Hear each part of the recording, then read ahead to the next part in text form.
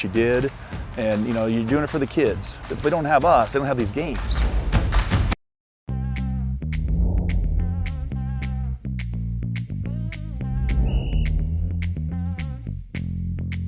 .62, Coach, 62. First down. We're doing this so that the kids can continue to play. Like we used to enjoy playing when I was in high school. I understand how fun it was, and I want that same fun to be had by the kids now. So that's why we need more officials to keep these games going on.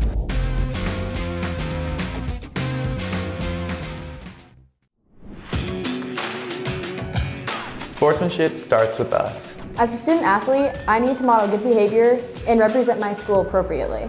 That means respecting my teammates, coaches, opponents, the officials, and fans.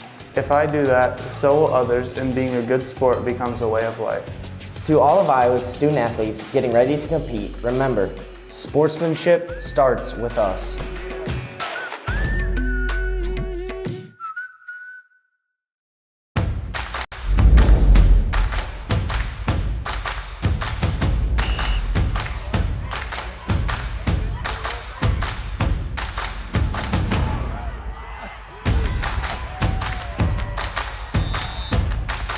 When you go home, you'll feel good about what you did, and you're doing it for the kids. If they don't have us, they don't have these games.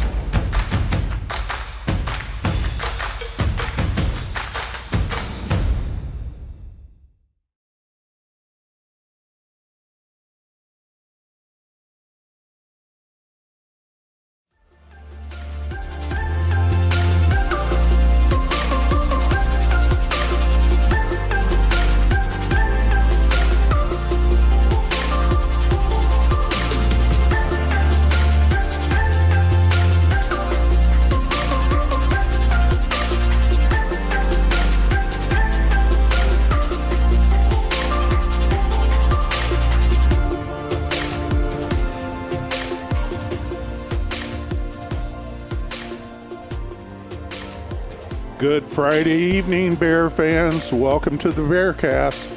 This is Mike Quinlan along with my partner, Jared Tylee. Our producer-director, Matt Shenander, bringing you Friday night playoff football.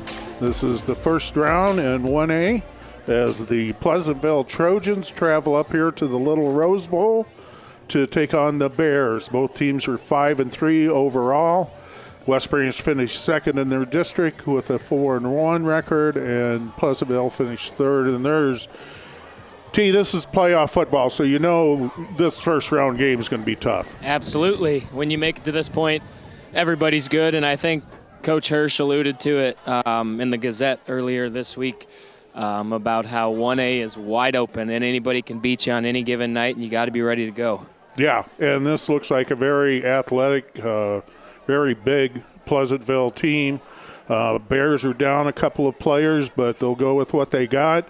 But what's the field conditions like down there? You couldn't ask for a better night. It's October 20th, and it's 60 degrees and hardly any wind. It says 3 miles an hour, but it doesn't feel like it. And the field itself is in phenomenal shape. Jake Stenberg, our activities director, tweeted out thanking the guys who take care of it, and it looks just as good tonight as it did at the beginning of the season. Yeah, and hard to believe it's supposed to be even better next year, but yeah, we got to get ready for some smash mouth football. Pleasantville comes in with a very good running back, Caleb Cook, who's run for almost 1,100 yards, and he leads the state in 18 rushing touchdowns and 2 receiving touchdowns. So this kid's put it in the end zone 20 times, T. Yeah, and this team, they're 5-3, but their losses are to 3 different playoff teams, and they beat Woodward Granger, I believe, who Wilton is traveling to tonight, who would make Woodward a 2 seed, with that being said. So it's going to be a quality football team that West Branch plays tonight. Not only do they have the 1,000-yard rusher, they have 2 quarterbacks, one being a freshman, that have combined for over 1,200 yards, close to 1,300 yards, maybe over, and something like 12 touchdowns. So they got a good offense, and we've got a good defense, so I think that's going to be the key to the game is how well we can stop them when we're on defense. Yeah, they started the year with Ryder Thrill a senior throwing. He's actually thrown it more than Braylon Bingham, the freshman, who's come in and thrown for almost 800 yards. But for a freshman, this kid looks really good. He's 6'2", 165 pounds, and throws a very, very good ball.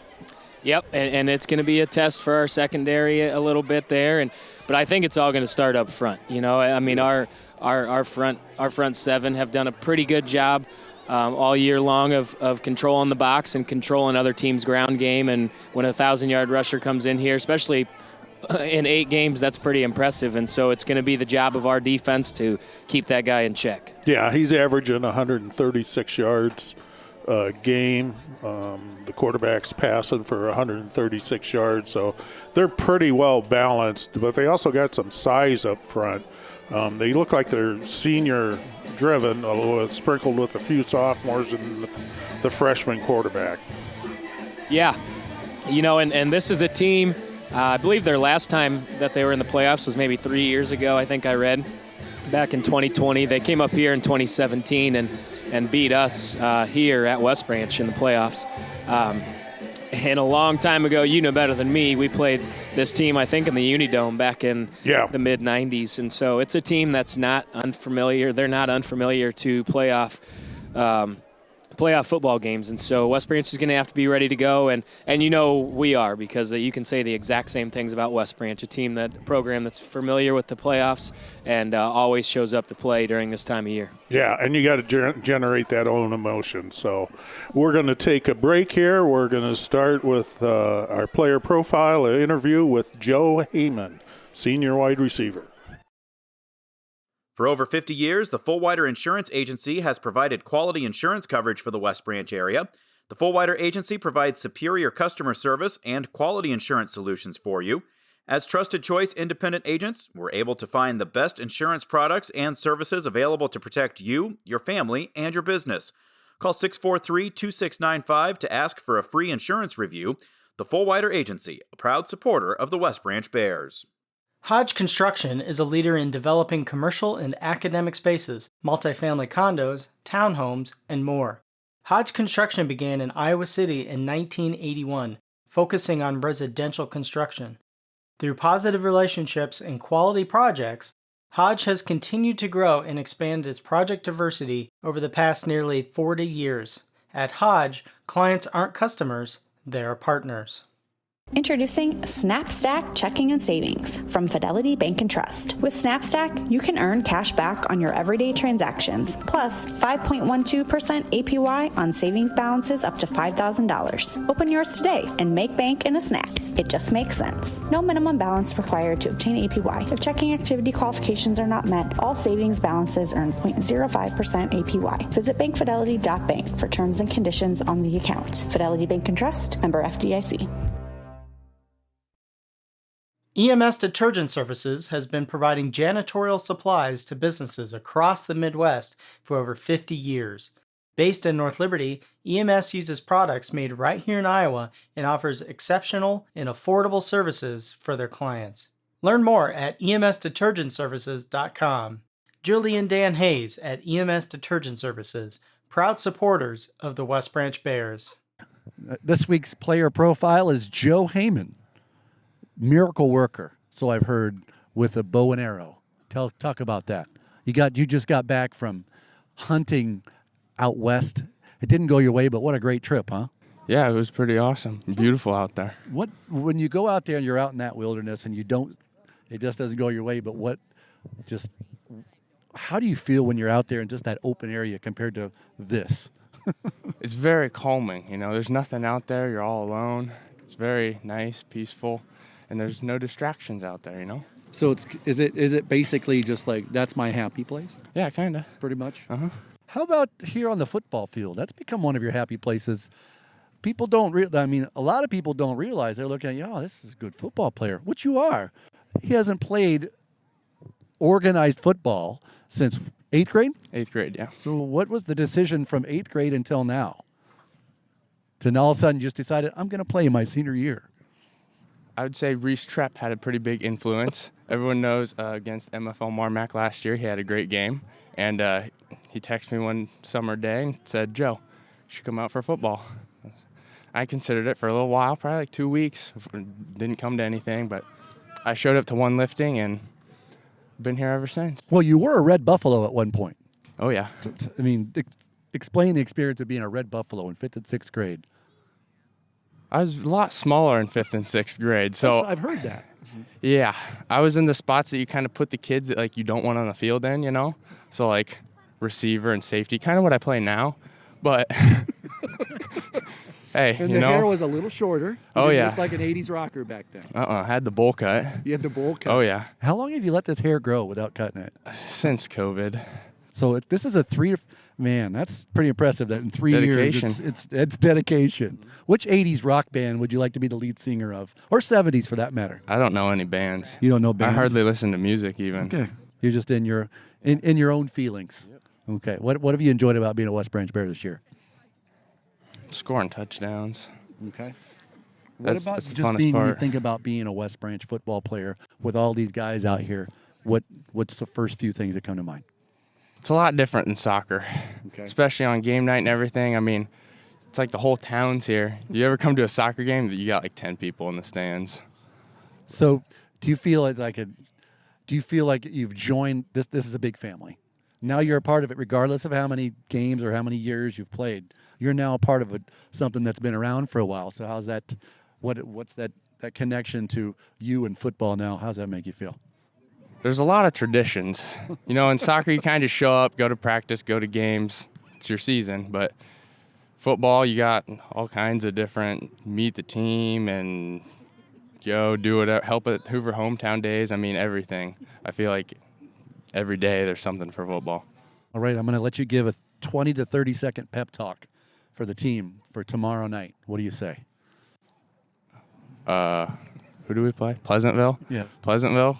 We're gonna do good. That's it. That's the pep talk. I got yelled at last time for saying we're gonna win. So. No, I mean you can you get some good feeling stuff. What do you got?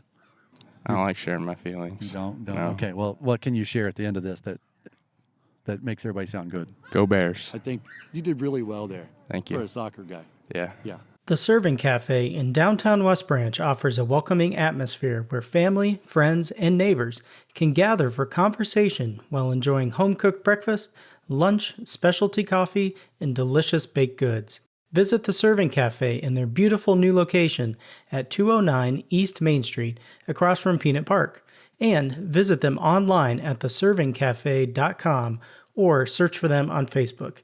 The Serving Cafe, proudly serving and supporting local. This is Gary Dolphin, and those who know me know of my love for Iowa sports and Iowa history. We have a lot to be proud of, like the Herbert Hoover Presidential Library and Museum in West Branch. That's why I'm a supporter of their campaign to renovate and modernize the museum space there. And better yet, Iowa taxpayers who contribute to the effort will receive a 25% state tax credit on gifts of any size. Join me and help share Hoover's history. Get the details at standwithhoover.org.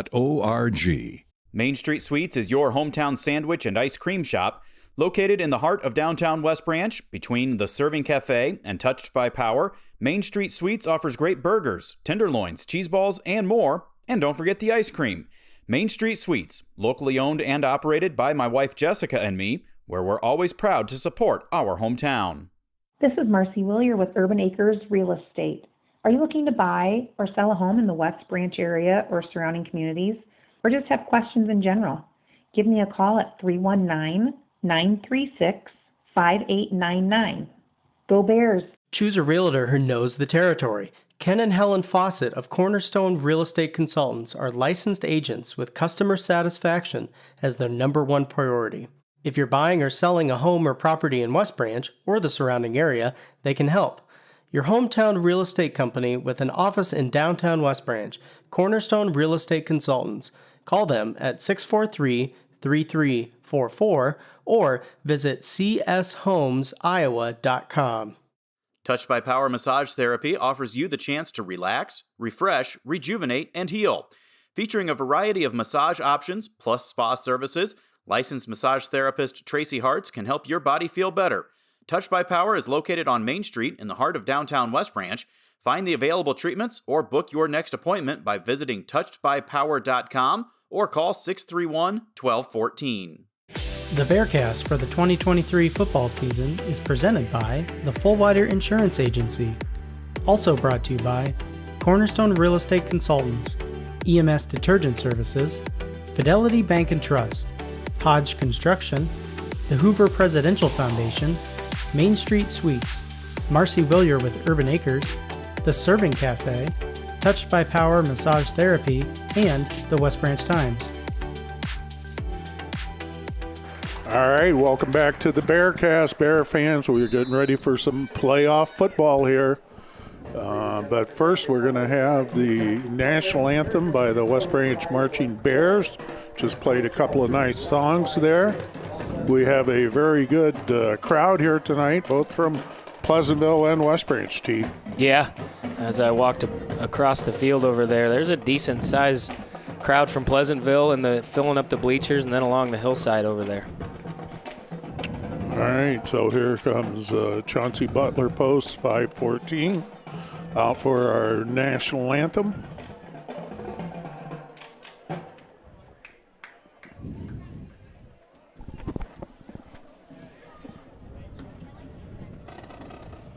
Ladies and gentlemen, our national anthem.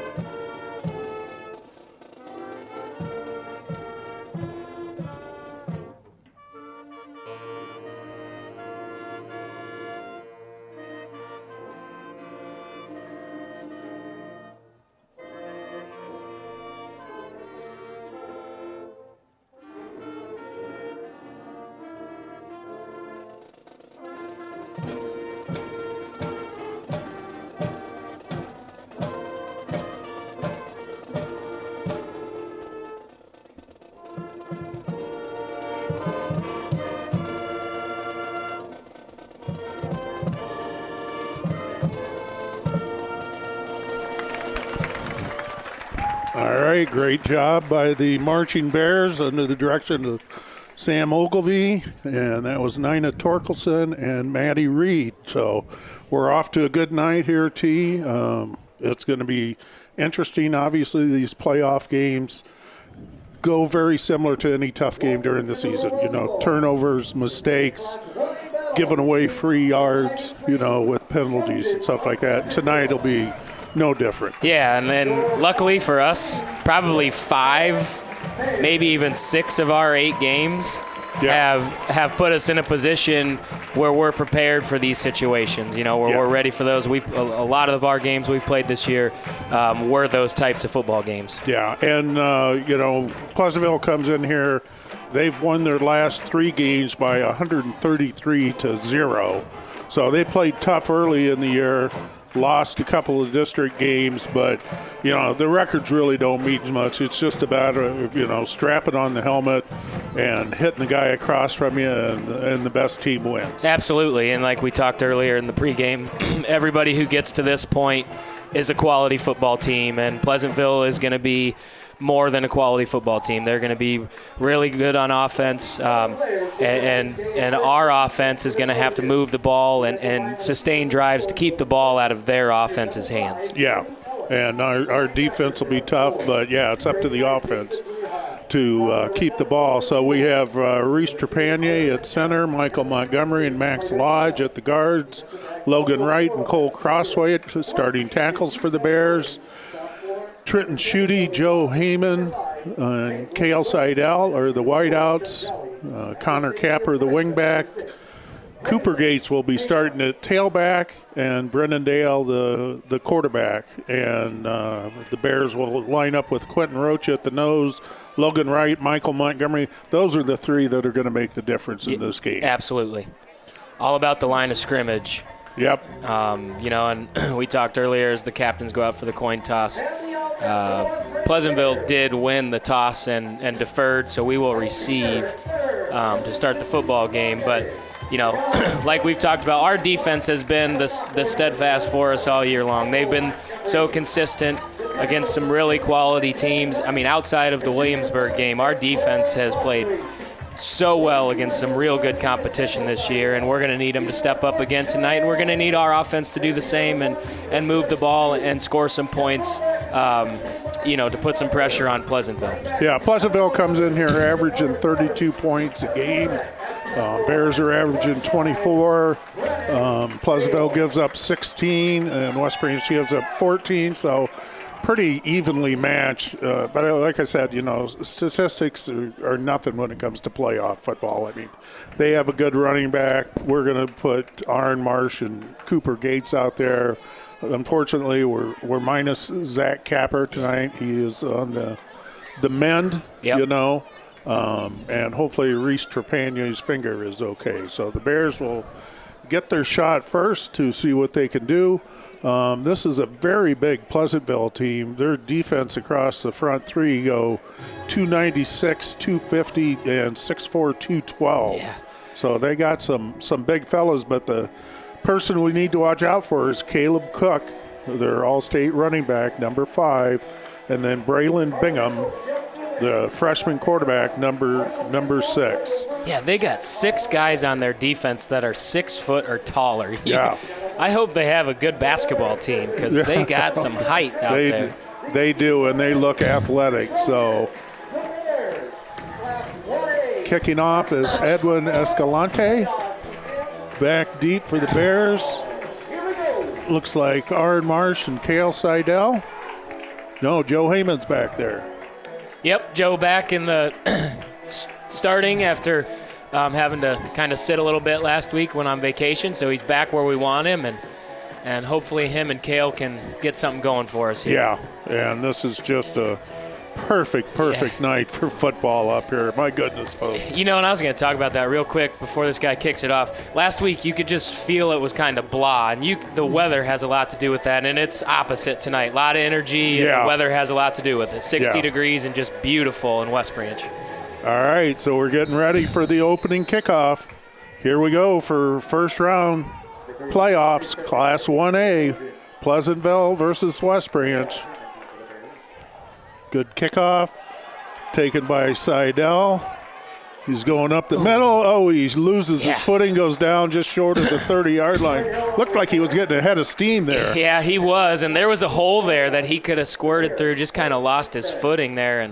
But still, almost out to the 30. Yeah. Good starting field position for our offense. All right, so, we got him back at about the 28-yard line. So, 1st and 10 for West Branch.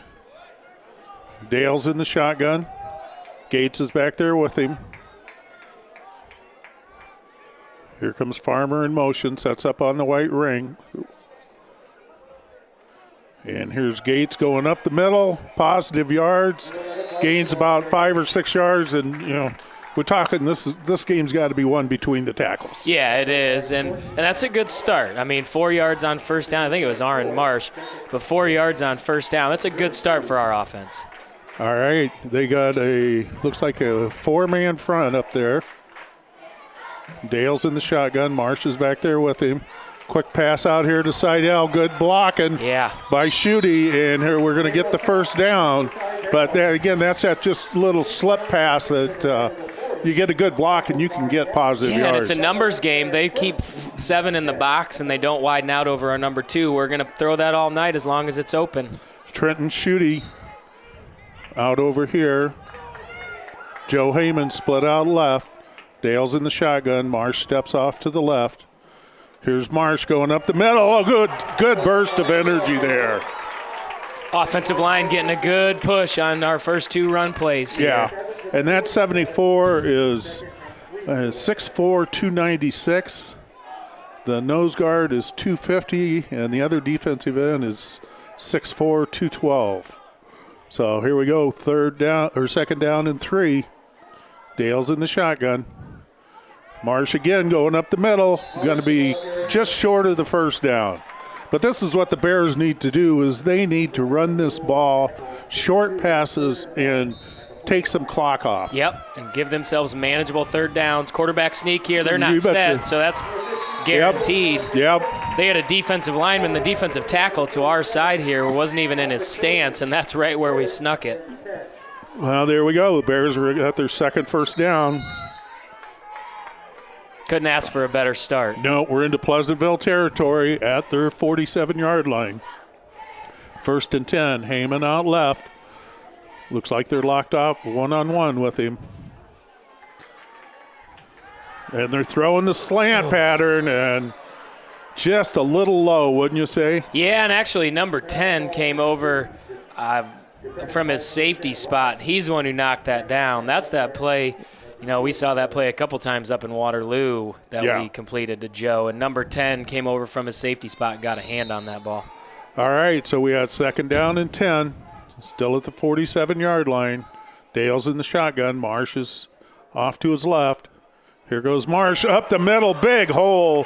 He gets down to the 40-yard line, but you could see that hole from here. Absolutely, and our offensive line is creating run lanes right now, and we just need to keep pounding the football at this defensive line for Pleasantville. Well, you look at those 3 seniors on the right side, Trepanier, Lodge, and Wright. Yeah. And that's where you want to run. And absolutely. Shea Farmer's right over there. So here's Dale. He's going to he throws an incomplete pass. Almost could have ran for that, I think. Yeah. He had Shea Farmer kind of leaking out into the flat there, just kind of overthrew him a little bit. Yep. I like the play call. It'll be interesting to see. It looks like we're going to go for it here. It's 4th down and 4. Or don't be surprised if you see West Branch trying to draw Pleasantville offsides. Well, it'll be interesting to see what happens if this ball's snapped. Well, and Brennan Dale also can quick kick it from here. So we got the first 4th down, big part of the game here. Yep. Going to play, oof. He kicks it. It's going to go down to about the 25-yard line. That was about a 16-yard punt, so needed something better than that, but Pleasantville's going to start, and this is where we're going to make our money as our defense. Yeah, yep, for sure, and we got them pinned back down right around the 25-yard line. So 1st and 10 for Pleasantville, 0-0 game. We have 9:37 to go here in the first quarter. They come up, 2 tight ends, shotgun formation, Bingham back there with Cook, a wing on the right side, 1 wide out here to the left. We got motion, and they're going to give it to Cook, and he's going to get back to the line of scrimmage. We had a corner crash in on that, didn't we? Did. Actually, I think it was Cooper from his outside linebacker spot is what it was, and they ran motion that way, which allowed Cooper to come up. There's no more receiver on this side. So we got 2nd down, loss of 2 on the play. Like we said, Caleb Cook, very good running back. They come out, 1 wide receiver to the right, 1 to the left. Bingham back there with Cook. Tight ends on the right side. Here's Bingham back to pass. Bears get some pressure. He's scrambling it. Trepanier, good hit. It's good hustle by Logan Wright. Yeah. So that shows you that Bingham can run the ball for a freshman. Yeah, absolutely. And we just kind of, our edge player kind of gave up contain a little bit and allowed their quarterback to get outside the pocket. But great hustle by Logan Wright from his defensive tackle spot. So 3rd down and 2. Ball is at the Pleasantville 33-yard line, 0-0 a game. 8:30 in the first quarter. Double tight eye formation. Bingham is under center. Now they start the tight end in motion. Cook's going over the right side, and he's going to get the first down, taken down about the 39-yard line, but that was just power football. Yeah, it was. It kind of reminds you of the old Iowa Hawkeyes offense where the tight end steps off and waves the outside receiver to step up, and he goes in motion. But, yeah, just straight ahead run football gives Pleasantville a first down. All right, Bears are in their 3-man front. 4 linebackers. Pleasantville breaks the huddle. Tight end on double tights. I formation, wide receiver on the right side. Here's Bingham under center. And we got a flag. Bingham's going to go deep. He's getting chased. Trepanier is there again. And the Bears tackle him hard, but I believe that's going to be a motion. Yeah, it's got to be some kind of a motion or illegal formation penalty. We'll see what they call it. But either way, it's going to bring him back 5 yards. But once again, I'm pretty sure that was Logan Wright tracking him down from this side of the field. Yeah. Yeah, and Bingham has scrambled well. Yeah, he has.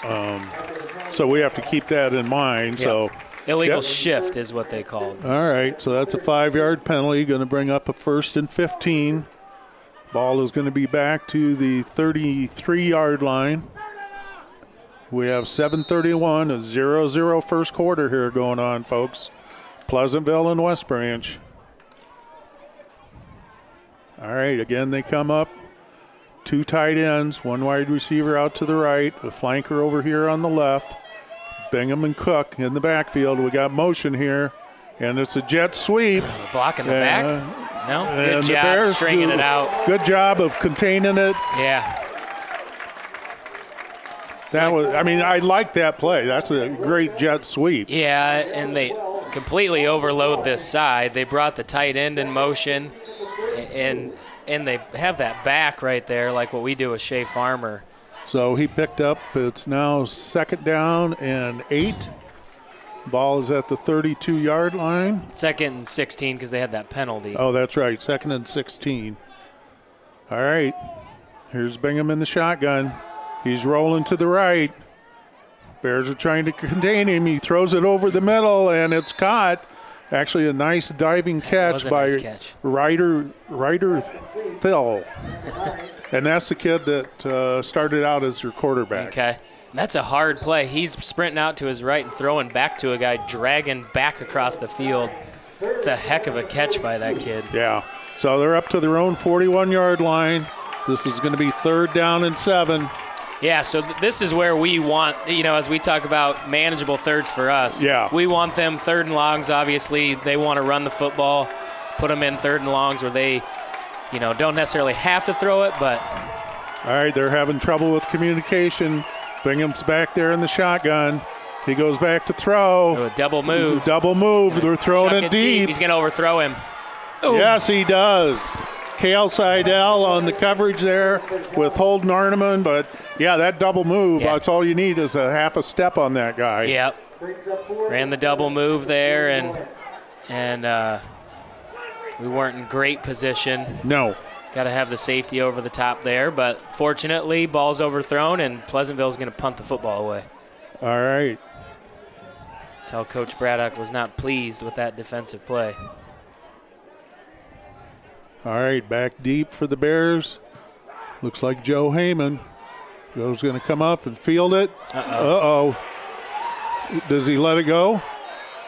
I don't know, but we have a flag thrown down here on our sideline. I'm guessing it's going to be a sideline warning, maybe. Okay. So Joe didn't touch that ball. No. It hit, spun down about it looks like 18-yard line. Let's see what the flag is going to be all about. Yeah. The Pleasantville crowd is not happy. They think Joe touched the ball. It was close there, Quinny. Yeah. Looking on the replay, it was close, but fortunately it might have went through Joe's hands. Let's see what they're going to come talk to Coach Braddock. Sideline warning. Sideline warning telling us to back up. All right. So Bears take over 1st and 10. Looks like they're 19-yard line. So 1st and 10. Bears just got called for a sideline warning. Yeah, no harm, no foul. Yeah. 2 wideouts to the right, 1 to the left.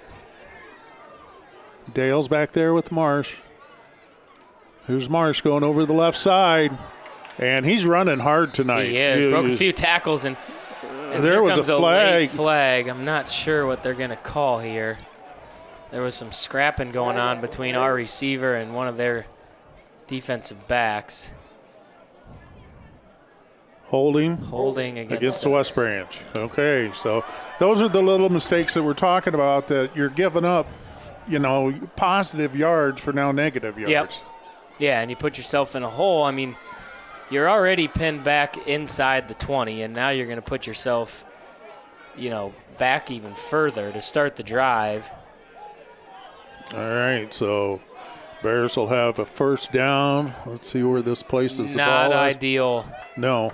For our offense to be starting we're first at the and 10-yard line. Yeah, first and 19, first and 20, something like that. You can't hold down there, and especially if you're a wide receiver and you're out in the open like that. Yeah. All right, here's Dale in the shotgun. He's going to throw it deep. Oh, just overthrows. Yeah, he had him. Joe had a step on him over there. Yeah. So both teams are trying for the long ball. Like Lurchie always said, you got to throw the ball deep at least once a quarter. Yeah. To keep them honest. So that's going to bring up a second down and 20 for the Bears. Again, the Bears are going with the no huddle. Dale's back there in the shotgun. 2 wideouts left, 2 wideouts right. Marsh steps off to the right of him.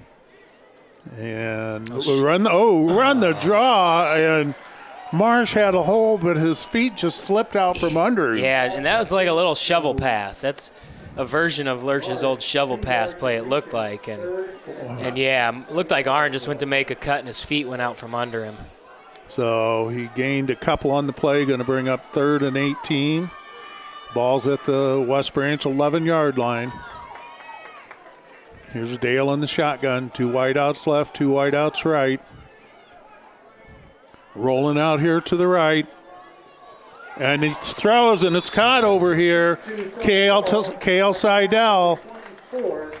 And that's going to be short of the first down. Going to bring up a 4th down for the Bears. Yep. Nice pitch and catch. Yeah, it was. And it's a little stop route with an out route underneath of it. All right, Nolan Staker back to punt for the Bears. Caleb Cook, Logan Rolfe. Staker hits a low line drive. It's going to hit, bounce. They're going to let it bounce. Bears get a good roll on that down to about the 31-yard line. Yeah. That's good hustle by Joe Heyman, because him getting down there kept that kid from picking it up and allowed the ball to roll extra 8 yards or so. Yeah, and Cook looked like he did want to pick it up. For sure. But Joe was hustling down there hard, so Pleasantville's going to start 1st and 10. They're at their own 31-yard line. We are under 5 minutes to go in the first quarter. 0-0 game, folks. Bingham's in the shotgun. Cook back there with him. Motion to the left. And here's Cook going over the right side. Holding. We got a flag. That's going to be a hold on them. Shoved out of bounds, but yeah. And there was a reason they got our guy contained. Yeah. There was a definite hold on this side. And again, a hold on first down. Right. Instead of being, plus 2 or 3 yards, now you're going back another 10. Yeah, you start your drive 1st and 20. So penalties playing a part early in this football game. Yeah, they're keeping both offenses from moving the ball down the field. So we got a 1st and 20. Ball is back to the 21-yard line of Pleasantville. They got 2 receivers to the right, 1 to the left, tight end on the right side. Bingham and Cook set up in the backfield. Here's Bingham. They're running the draw to Cook. He scoots through. He does a nice job of keeping his balance. It looked like he got hit at the line of scrimmage, but put his arm down and kept on going forward. Yeah, so. he made a little bit out of not a whole lot, and that was like our version of our draw play, and just a nice little run by their running back, Cook. So going to bring up a 2nd down and 14. 4 minutes to go in the first quarter. They're at their own, Pleasantville's at their own 27-yard line. Bears are wearing the black and black. Pleasantville with the white jerseys. Bears got a 4-man front. 2 wideouts right, 1 to the left. Here's Bingham. He's looking deep. He's getting some pressure, and he throws it. That's intentional grounding. Yeah, that's I would got to think be intentional grounding. No, there really wasn't a receiver in the area, and they're going to say that there was. They're not going to give us that call, apparently. Wow. Yeah, he got rid of that because he was feeling pressure. For sure, and that time we did a really good job of keeping him in the pocket, not allowing him to break contain. Yeah, so we're at 3rd and 14. Ball sits on the Pleasantville 27. 3:37 to go here in the first quarter. Now they got 4 wideouts to the right, 1 to the left over here. Bingham's back there by himself.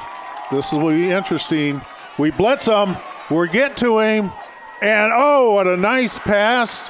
Did he catch that? He did catch it. Wow.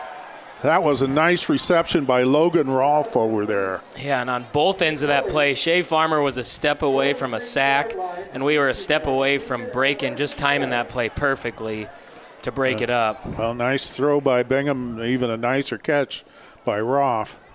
Gives Pleasantville 1st and 10 at their own 43-yard line. 0-0 game. Double tight, wide out over here to the left, I formation. Here the tight end steps back, motions to the right. Hand to Cook going over the right side. Bears Cove, again, he breaks a tackle and picks up some extra yards, but he's going to be a tough one to tackle all night long. He is, and he's one we got to gang tackle and make sure we grab and hold on to. He's a shifty little guy. He must have stepped out early over there. He didn't end up getting as good of a spot as what I thought he was going to. So we got a 2nd down and 5. Ball's up to the Pleasantville 48-yard line. 2 wide receivers to the left, 1 to the right. Here's Bingham, handed to Cook. He sidesteps the tackler. Nice job by our Nice defense. job, just a gain of 1. Going to bring up a 3rd and looks like 3. So this is all about who could make the 3rd down conversions. Exactly right. You're exactly right. And they just made a very nice one. Right, to keep their drive alive. Yep. And we got to see if the Bears can stop them here. So we got a 3rd down and 4. Ball's at the 49-yard line. 2:50 to go in the first quarter. 2 wideouts to the left, 1 to the right. Bingham in the shotgun. He drops back, throws over here to the right. And nice tackle over there. Incomplete pass. Nice. Right. So that was a good hit over there. Trying to figure out who hit. Cam Genrich. Cam Genrich, yeah. Okay. That looked like a good reception. Yeah, he came up and made a nice hit. Must have. So a good throw by Bingham there. Yeah, he just never had the ball, it doesn't appear, on our replay. All right, so we're now at 4th and 4. Ball's at the 49, so let's see if they're going to go for it here. I gotta think they're going to kick it, but I don't think they. It's playoff football. Well, and the other thing is Bingham is also a punter, too. Yeah, and it looks. So he's back in the shotgun. Wideouts left and right. They're trying to jump off sides. They call timeout before the clock expires. Yep. So we're going to take a break. We'll be back at the Bearcast in a minute. Choose a realtor who knows the territory. Ken and Helen Fawcett of Cornerstone Real Estate Consultants are licensed agents with customer satisfaction as their #1 priority. If you're buying or selling a home or property in West Branch or the surrounding area, they can help. Your hometown real estate company with an office in downtown West Branch, Cornerstone Real Estate Consultants. Call them at 643-3344 or visit cshomesiowa.com. EMS Detergent Services has been providing janitorial supplies to businesses across the Midwest for over 50 years. Based in North Liberty, EMS uses products made right here in Iowa. All right, we're back here, Bear fans. It's a 4th down and 4. Pleasantville looks like they're going to punt it. Here's a punt. It's going off to the left, going to hit, and roll dead about the 19-yard line. Bears will take over 1st and 10. We just have a good old-fashioned football game where both teams are just trying to feel their way around and make some plays. Yeah, and I think, it's important on this drive here. we've been kind of living in our own territory a little bit just to get a drive put together where we can start to flip this field position a little bit and make a play, whether it be on offense, defense, or special teams. All right, 1st and 10 from the 19. Dale's in the shotgun. 2 wideouts left, 2 to the right. Seidel's running back with him. Here goes Seidel. No, Dale's going to pitch it out here. Nice pitch run option. Explain that to me. He pulled it out of Seidel and ran towards the defensive end. Yeah, so it's a version of a run play option there where he pulls it and Brennan can run the football, or if he feels that outside linebacker come up, dump that bubble off, and just a nice play. A 6-yard gain, so 2nd down and 4. Ball's at the 25. Dale's in the shotgun.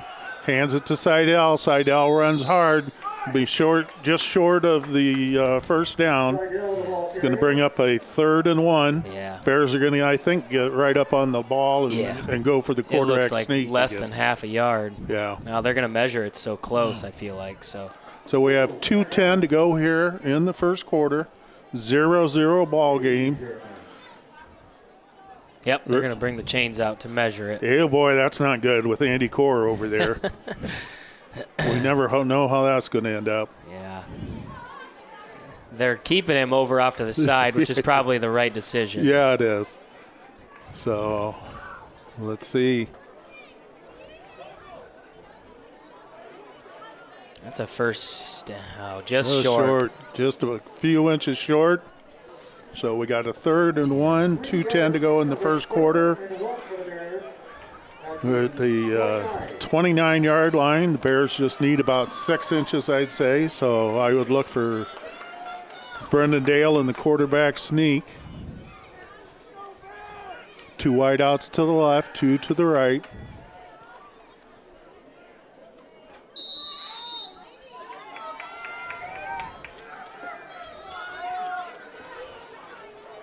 Here's Dale under center. And he does get the... Look at that push. He's still going. Oh, he's still going. He's going. He may go to the end zone. Brennan Dale, they're trying to catch him. He's to the 10. Touchdown. Touchdown, Bears. Yes, sir. On a quarterback sneak. Last time I saw that, I think, was Matt Wheeler on a quarterback sneak. All of a sudden got through the hole and ran 70 yards. Yeah, absolutely. That was a 70-yard quarterback sneak. And it shows you the speed of Brennan Dale. For sure. And what happens there is they bring up their linebackers close to the line of scrimmage, and it opens up the middle of the field. Nobody left. All right, here's Reese Gendrich on. Connor Rios to hold. Kick is up. Kick is good. So with 1:50 to go here in the first quarter, Bears draw first blood. What'd you see on that replay, T? Yeah, I mean, they're like I said, their outside linebackers walk up. All of their linebackers walk up to the line of scrimmage, which opens up the middle of the field. You get a good push, and their safeties kind of just lackadaisically run towards the pile, and Brennan just scoots right through. It's like a 71-yard touchdown run. Yeah, that safety was 5 yards off the line of scrimmage, so there's no way. That's what we need right there. There's the big play that the Bears are looking for. Right. So Bears go up 7-0, 1:50 to go in the first quarter. Yeah. This is where we need to take advantage, Quinny, where we can pin them back and put our defensive unit out there and try to get a 3-and-out here to start flipping that field and give our offense even better field position. And the key is stop and cook on the run and then being ready for Bingham on the pass. Tackling the running back, keeping the quarterback in the pocket. All right. So we have Caleb Cook, number 5. Logan Roth, number 10. Here's a little squib kick. Yeah, it's going to go out of bounds. Yeah. I truly believe they don't want to kick this ball to Cook. They don't. They don't. I mean, it's... And we saw in the Wilton game when their running back got a kickoff and took it back. For sure. 80 yards. Yeah. So that's in the back of the minds of the coaches. So absolutely. And obviously you're trying to keep the ball in bounds there, but it's a tough play for a kicker. Yeah. I mean, you're trying to put it to a spot, and the ball just takes a bad bounce, skids out of bounds. So we're still in good shape here. Our get our defensive unit set out there and see what we can do. So 1st and 10, Pleasantville at their own 35-yard line. They got 3 wideouts to the right. They got 2 running backs back there with Bingham. So they got no wideout over here to the left. And they hand the ball to Cook. He's going right up the middle. Runs into a host of Bears, but good job by the Bears of plugging up that middle. Yeah, and again, it's that defensive front. You know, it's hard to run between the tackles against our defense. And, again, just getting guys run into the football, gang tackling. Well, and they were so unbalanced. Yeah. You know. Yeah, and you don't see very many teams this day and age in high school running 2 tight ends a whole lot. All right, so we got a 2nd down and 7. Ball's at the 38. Wideouts left and right. Bingham in the shotgun. He's going back to pass. He gets pressure. Oh, there's a flag. That's going to be either a clip or hitting a player without him looking. Yeah, I think it's an illegal blindside block is what it's going to be. Yep, that's exactly what it is when he puts his 2 fists together. Yep. Our guy's not looking, and they do that. It's a safety thing. Yeah, it is. And that was, I believe, Quentin Rocha. It was. That was running down Bingham. Yeah. So that's a 15-yard penalty, so that puts them way back behind the sticks again. Yeah. So they're going to take the ball at their own 20-yard line. It is going to be 2nd down. 2nd and 25. That's behind the sticks. 2 wideouts to the right, 2 to the left. Here's Bingham. They're looking for the screen. Bears read it well. Good job. We had 2 guys, Michael Montgomery, and who's getting up off of that? Reese Trepp. Reese Trepp. Yeah, he sat. Both of them read that screen. They did. Sat right in the middle of the field, read the screen. And now it's 3rd and a mile for Pleasantville. Yep. We got 35 seconds to go here in the first quarter. Yeah, they're going to have to run another play here. We have a 3rd and 25. They've already used 1 timeout. So see if the Bears can get some pressure on over here. Or they're going to use their 2nd timeout. I don't know. They're really running this clock down. They're going to have to use a timeout. I'm not sure what. All right, 5 seconds to snap it. 2 wideouts to the left, 1 to the right. They get it off. They're gonna. Bingham rolls over here to the left. He's looking all the way across. Oh, he's got him. He throws it deep. He's got him. Nice catch by number 89, Dason Learhoff. Wow. That's that big tight end I was telling you about, T. Yeah, and he's quarterback sprinting out to his left. And he threw that ball a dart. He did. That was just well-thrown football. Got behind our defense there. I don't know if the Bears let up thinking that that's the end of the first quarter. West Branch leads 7-0. We'll be back to the Bearcast in a few minutes. Introducing SnapStack Checking and Savings from Fidelity Bank and Trust. With SnapStack, you can earn cash back on your everyday transactions, plus 5.12% APY on savings balances up to $5,000. Open yours today and make bank in a snap. It just makes sense. No minimum balance required to obtain APY. If checking activity qualifications are not met, all savings balances earn 0.05% APY. Visit bankfidelity.bank for terms and conditions on the account. Fidelity Bank and Trust, member FDIC. For over 50 years, the Fullwider Insurance Agency has provided quality insurance coverage for the West Branch area. The Fullwider Agency provides superior customer service and quality insurance solutions for you. As trusted choice independent agents, we're able to find the best insurance products and services available to protect you, your family, and your business. Call 643-2695 to ask for a free insurance review. The Fullwider Agency, a proud supporter of the West Branch Bears. All right, welcome back to the Bearcast.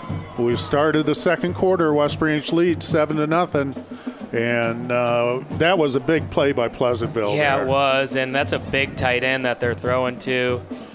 Quarterback just made a nice throw, put it right on the money, and they just got behind our defense. He ran basically a corner route, a flag route from his tight end position, and just got behind, and that's a tall tight end. Yep. He is 6'4", and we're seeing that this Bingham could throw the ball. Yeah. Rolling left or right. Yeah, he's athletic. Yeah. That's a hard throw to make because he's basically almost getting hit right before he throws it. So. All right, so 1st and 10 in West Branch territory at the 33-yard line. 2 wideouts to the right. Tight end on the left-hand side. Here's Bingham. He's going to roll to the right. Bears are going to chase him, put some pressure on. Throws out here. Nice catch.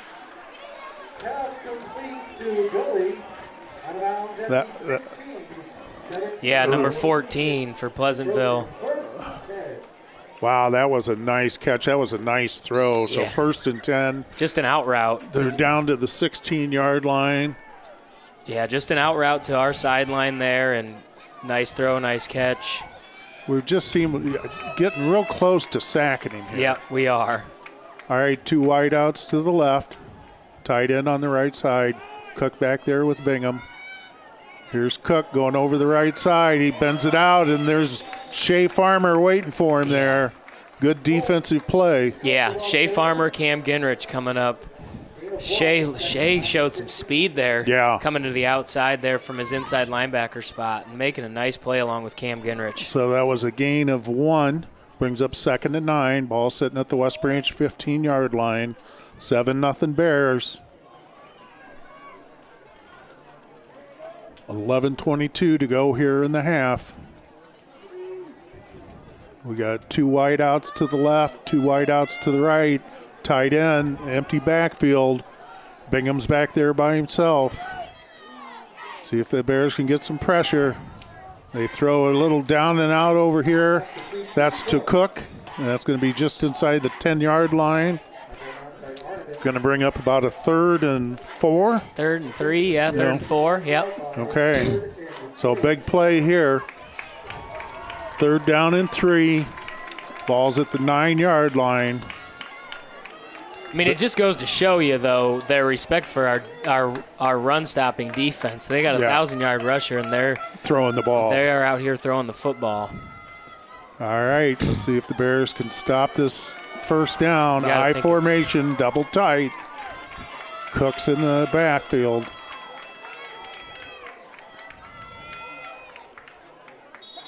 No, I think they're going to get an illegal shift again. Oh, no, offsides Bears. Really? On our Offside, on the Bears. Whoa. I think they're calling it on our defensive back to this side. So that's going to give them a 1st and goal. Ball is spotted at the 4-yard line. That's where they called it. Man. Well, that's a costly penalty, even though it's only 5 yards. So 1st and goal. Ball's at the 4. They come up with a double tight I formation. Bingham's under center. Tight end goes in motion to the left.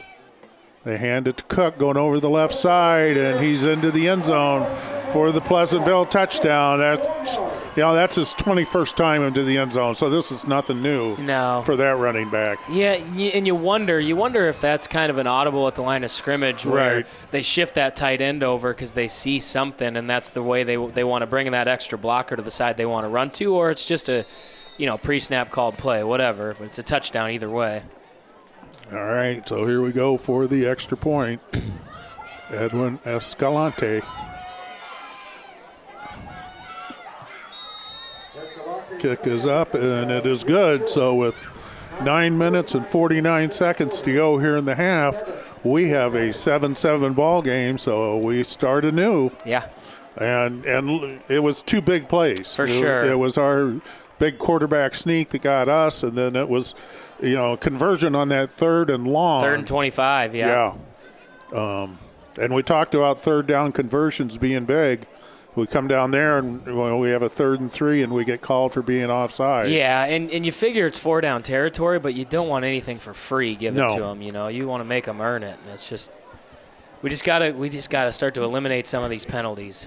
All right, so we got Joe Heyman, Aaron Marsh deep for the Bears. Escalante to kick off.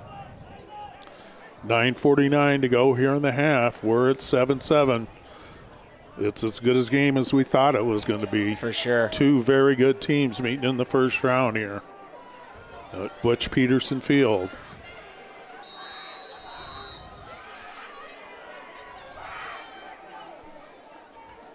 Escalante kicks it. Going to go deep. Marsh is taking it about the 3-yard line. Going to get upfield, makes a nice cut, cuts back, and gets tackled about the 25-yard line. Yeah. But that was a nice return. It was. Our guys did a nice job of opening up the hole. Arn sells like he's coming outside and makes a cut back up. They just did a nice job of closing that alley in a hurry. All right, so the Bears come straight to the line of scrimmage. Again, they're going no huddle. 2 wideouts over here to the left. That is Schutte and Seidel. And here goes Marsh off the right side. Going to be stopped after a couple of yards. Yeah, they had a guy getting over here late to our 2 receivers. Yeah, I actually kind of thought we might pull it and throw the bubble there. Just turn and throw it to our number 2 receiver. All right, here comes Connor Rios in. And I think playing we have the flanker. Yeah, and we have Cale Seidel back at running back now. All right, here's Dale in the shotgun. 2 wideouts to the right, 1 to the left. Running the speed option. Dale's going to keep it. Does a good job, turns it up. Nice gain on that play. I mean, even that little spin thing got him 3 yards. Yeah, and it's a nice read. I mean, that defender comes up and kind of slow plays it and is leaning towards our running back. Brennan does a nice job of making a decision and cutting upfield. All right, we got a 3rd and 3. This is a big play. Dale's in the shotgun. He's going to throw. He's looking. He's going to scramble to the right. He's going to throw out here, and it goes incomplete to Rios. Bears are going to have to punt the ball. Yeah, they did a nice job. Looked like Brennan early might have had some room to run when he started to break the pocket. Their edge player did a nice job of angling out. Yeah. Just out of the stretched hands of Connor Rios on that out route. All right, here's Nolan Staker back to punt for the Bears. Caleb Cook is deep, a dangerous return guy. Yeah, we're short. We're short a guy. All right, there we go. Yeah, we do need the snapper. Yes, we do. It's not going anywhere. All right, here's Staker. See if he can there get we one go. on. That's a good punt. That's Good over punt. his head, and that's going to roll. Yeah. That's flipping the field. Yep, that's going to go down about the 11-yard line. Yeah. That's Torrey Taylor-esque. Yeah. 56-yard punt. Yeah. Nice job by the sophomore, Nolan Staker. And that's the way you flip the field. Now this is where we got to go 3 and out. Yes, exactly. You're right there. Get a good job, good punt by Nolan Staker. Nice coverage by our punt unit, and now our defense needs to hold them here 3 and out. And the best part of that is not giving Cook the ball in the open field. Right. All right, so 2 wideouts to the right, tight end on the left side. Bingham in the shotgun with Cook. Bingham's going to keep it. He's going to roll to the right. Bears got good Oh, now that's got to be. He completed it. Oh, my goodness. Wow. He threw that thing sidearm. Wow, we thought it was going to nobody. That receiver came out of nowhere. Wow, that was a gain of 8, where I thought minimum it was going to be intentional grounding. Yeah. Boy, and we had him in the end zone. We did. Wow, nice play by Braylon Bingham there. The kid's a freshman. Yeah. That's crazy. 2nd down and 2, balls at the 20. 7:45 to go here in the first half. 1 wide out to the left, 1 to the right. Here's Cook going straight up the middle. Nice job there. Yeah, we're doing our job between the tackles. Yeah. Logan Wright came in there and just blew up that play. Yeah, and it's going to bring up, like you've talked, big 3rd down play here. This is where you're thinking flip the field. Yep. Get a stop here on 3rd down. They're at their own 19. 3rd down and 3, 7:15 to go here in the first half. 7-7 game.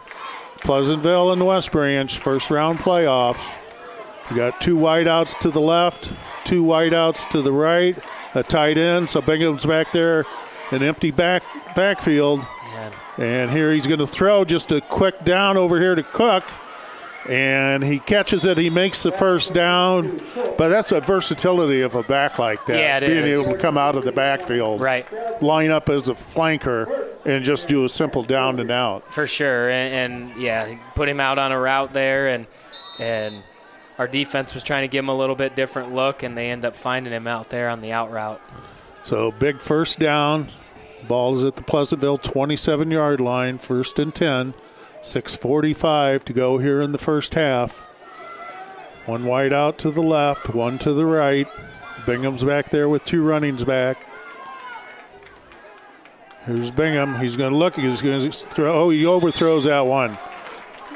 Just, you know, he was going to Roth on that one, and he threw the ball just a little too hard and too high. He did, and you can tell they just have a nice little short passing game that they're trying to do, and then they take their shots when they need to. But, you know, I think we continue to play run defense like we are. We just need to shore up on the back end a little bit, and we'll be all right. But it's those third down stops we got to put a focus on. 2nd down to 10, 6:30 to go in the half. 2 wideouts to the left, 1 to the right. Bingham and Cook. Here's Bingham. He's rolling to the left. He's going to pull up and run it. And the Bears' Shea Farmer takes him down. Going to bring up a 3rd and short, but we got caught inside on that one and let Bingham, you know, just have free reign on that left side. Yeah, again, he broke the pocket there, broke the edge, and Shea did a nice job of coming up and making a play to put us in another 3rd and 4. Right.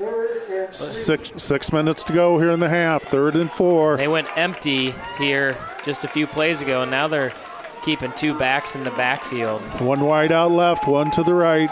Bingham's in the shotgun. And he's going to throw just a simple slant over here, but it goes incomplete. I think the receiver was going in, and Bingham was thrown out. For sure. Miscommunication, and you think it was tipped at the line? Oh. Receiver slipped. Oh, okay. Yeah. So that brings up a 4th down punt. Good job by the Bears defense. Joe Heyman back for the Bears at his own 35-yard line. 5:45 to go here in the half. Yeah. Bears get a little pressure on. Nice high punt. Going to bounce. Joe's going to just let it bounce. It's going to roll dead at the West Branch 35-yard line. So the Bears got 5.5 minutes to go here in the half. They got all 3 timeouts.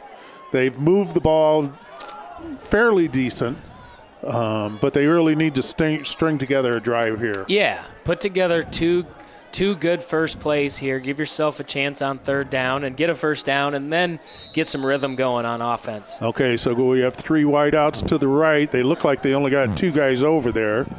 Dale's in the shotgun. Here goes Marsh up the middle. And gain or 3 or 4 there. Yeah, and you made a good point there, Quinny. They're cheating. They're cheating Cook, who's their outside linebacker, into the box. He's keeping an eye there, but if we fake that and pull it and throw it to Kale on the bubble, there's a chance. And there's the same setup. And they move that outside linebacker out a little more this time. All right, so here's Marsh stepping off to the right. Here's Dale looking to throw deep. He's looking for, Joe Heyman just got tipped away or off to his fingertips. Off his fingertips, it appeared. Man, that was close. That was a nice ball by Brennan Dale. He dropped it in right over the defender's head.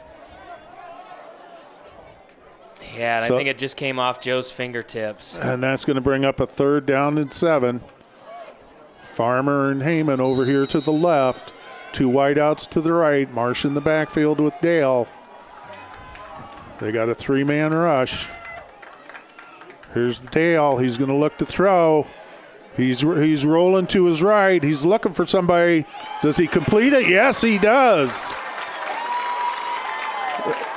That is Holden. First down. That's Joe Heyman. Joe Heyman. Yes, nice sliding catch by Joe there. Nice job by Brennan picking him out. Yeah, Joe went down and picked it up off the blades of grass. Man, just a big 3rd down play. 1st and 10 for the Bears from their own 49-yard line. Dale's in the shotgun. Here's Marsh going up the middle. Hole. There's the hole.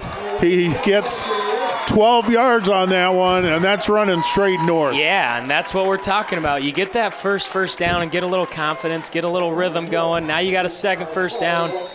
putting together a nice drive here. Right back to the line of scrimmage are the Bears. Not sure what we're going to call here. Yeah. So the Bears are trying to hurry up, get the play off. They're going to call a false start. It looks like he's. So it's going to bring up a 1st and 15, false start for the Bears. Again, those are the things that you really don't want to do.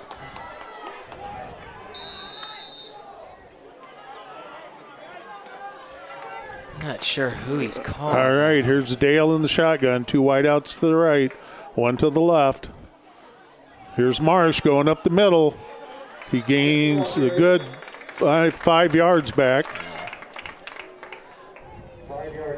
So we're down to 4 minutes to go here in the first half. 7-7, West Branch and Pleasantville. 2nd down and 11. Bears are at the Pleasantville 40-yard line. Dale's in the shotgun. Seidel's out to the right with Schutte. Heyman over here to the left. Here's Dale. He's handing it to Marsh. Marsh gets stopped at the line of scrimmage there. They blitzed right into that gap. Yeah, they came right down the line of scrimmage, and their defensive tackle just made a nice play from the backside. Yeah, he just came unblocked. All right, here we go with another big 3rd down. 3rd down and 11. So you got Joe Heyman almost one-on-one out here. Yep. Safety's going to slide over, and Kale's going to come in motion. So we're rolling over here to the left. Dale's looking. Oh. They're going to call it incomplete. It did look like it kind of bounced. Yep. Joe made a nice try for that ball, just a little bit short. Yeah, he had it initially. I think his arms hit the ground and kind of caused the ball to bounce. So you're at the 40-yard line. You're 3 minutes to go in the half. You pin them back. I think you do, and we are, and I think this is the right decision. You do, and you play. You talked about it early in the pregame. It's field position. You play the field position game. I know it's not. I know it's not ideal. Everybody likes to go for it here, but. All right, here's Staker back to punt. Cook back there by himself. He's angling it. Cook takes it. He fumbles it. Nice and he coverage. gets tackled inside the 10-yard line. Nice job. Aaron Marsh is down there, and is that Tate France? I think so, yeah. Our snapper got down there, and that's a dangerous guy to get the punt. Yeah, but just great coverage. So they're going to start 1st and 10. Looks like at their own 8-yard line. We got 3 minutes to go. They have 2 timeouts, so the Bears got them pinned deep again here. That's Braden Sexton and Tate France on that play. Yeah, exactly. Imagine that. Braden Sexton in on a special teams play. All right, 1st and 10, 2 wideouts left, 1 to the right. Bingham in the shotgun with Cook. Bingham's going to go Screen. throw. Oh, he runs a draw, gets away. Oh, no. And nice scramble. Oh, my goodness. This Braylon Bingham is quite the runner for he's a an fresh. athlete. It almost looked like they were setting up a screen there it as did. easily as our D-line got in. And again, we have him in the end zone. Yeah, I think we just got pressure, and he just tucked it and ran. All right, so they go 1st and 10 from their own 29-yard line. 2:52 to go here in the first half. 2 wideouts to the right, 1 to the left. Bingham in the shotgun with Cook. Bingham's going to roll to the right. Picked. Oh. He just threw that up out of nowhere. We were the closest to it. Yeah, Cam Ginrich was the closest one to it. It was far enough out of his area that. And I think what everybody's excited about is our tackle slipped. Yeah. And their guy just fell on top of it. Yeah. And I think they were asking for a holding call, too, on Cooper Gates on the edge maybe, but. So 2nd down and 10, ball still at the 29-yard line, 2:46, 7-7 game. 2 wideouts to the left, 1 to the right. Bingham in the shotgun. Here he's going back to pass to get pressure. Oh, completes it out there. Bears miss a tackle, and they get a 1st and 10, still inside their own 49-yard line, but that was to Cook coming out of the backfield again, and he's one-on-one with the linebacker, and that's a tough job for anybody. It is tough, and they keep running him on those out routes, those short little out routes, and he just ducks under our tackle and makes a nice run after catch. All right, 1st and 10, Pleasantville, 2:39. Ball's at the Pleasantville 46. Here's Bingham throwing a little stop route over here. Receiver falls down. Gain of about 8. Yeah, this is just a short passing game attack that they're doing, but we know he can throw long too. Yeah, you're right. So we got a 2nd down and 3. Ball is at the West Branch 47-yard line. One wide out to the left, one to the right. I formation. Here's Cook going off tackle. Oh, he stopped for a loss. Logan Wright, I think, tackled the offensive guy and Cook at the same time. I think you're right. And Logan Wright has controlled the line of scrimmage as far as the run game goes right from the start. And here we go again, bringing up a big 3rd and 4, I think is what it's going to be. Yep. And Pleasantville is going to call a timeout. We got 2 minutes to go in the half. 3rd down and 4. Ball is just about midfield, about the 48-yard line. Well, this is actually a very impressive quarterback-running back duo. It is. It is. And one of the more impressive tight ends that we've seen this year. And we've done a nice job, like I said, with their running back in the run game, but he's hurting us more in the pass game at this point. Yeah. And they're just taking their short little punching throws and trying to chew up a little bit of yardage at a time. But again, a big 3rd down play here with 2 minutes to go in the half. So we got a 3rd down and 4. Ball's at the West Branch 48-yard line. 2 minutes to go, 7-7 game. One wide out to the right, 2 tight ends, I formation. Cook dots the I. And here's Bingham going to bootleg it. He's going to look deep here. Picked. Oh! Boy, that was, we were so close to that. Yeah, and Cale Seidel's right there. Got there right as the ball was coming, but that's that old Tom Hildreth used to call it the wham pass, but that's where you roll out and you throw back all the way to the other side of the field. And so that gives them a 1st down at the West Branch 41-yard line. Again, we had him sacked. We're very close to it. Here's Bingham. He's going to throw the short out route, and it goes through the receiver's hands. Yeah, it's Cook again. They're trying to get the ball out there, too, in space. All right, 2nd down and 10. We getting some smoke up here? Yeah, it's rolling across. It's rolling across over here. Not sure where it's coming from. Well, Hinkhouse is cooking for the Lions Club, so anything's possible over there. All right, we got a 2nd down and 10. Ball's at the 41. 2 wide outs to the right. Here's Bingham. He's going to roll this way. Cooper Gates trying to chase him down. He gets to him. Oh, my goodness. Again, that guy makes a great catch. He's a yard out of bounds. Yeah. But I don't know what's more impressive, the way that Bingham gets that ball off sideways. Yeah, he just kind of flicked it out there a little bit. And they're double teaming Cooper. They might have got away with a little bit of tug as they were leaving him, but they're putting their tackle and then, or their tight end, whoever it is, I think it's their tackle, and then bringing a back out to chip on him. So now we have a 3rd down and 10. Ball is at the West Branch 41-yard line. This is a big 3rd down play again, T. It sure is. 2 wide outs left, 1 to the right. Bingham in the shotgun. Here we go. Bingham drops back to pass. He's got pressure. He's got pressure. Logan Wright. He gets away. He gets downfield. He's still going, but the Bears stop him short of the 1st down. Yeah. Clock is running. Again, he ran out of a sack there. Yeah. It'll be interesting to see what they're going to do. Yeah. And I got to believe they're going to go for it. Yeah. As good as their passing game has been on the short passes. Yeah, I wouldn't be surprised to see them kind of run the clock down here a little bit just in case they don't get it. But they're going empty here. Yeah. This is where they've thrown to Cook on the out route.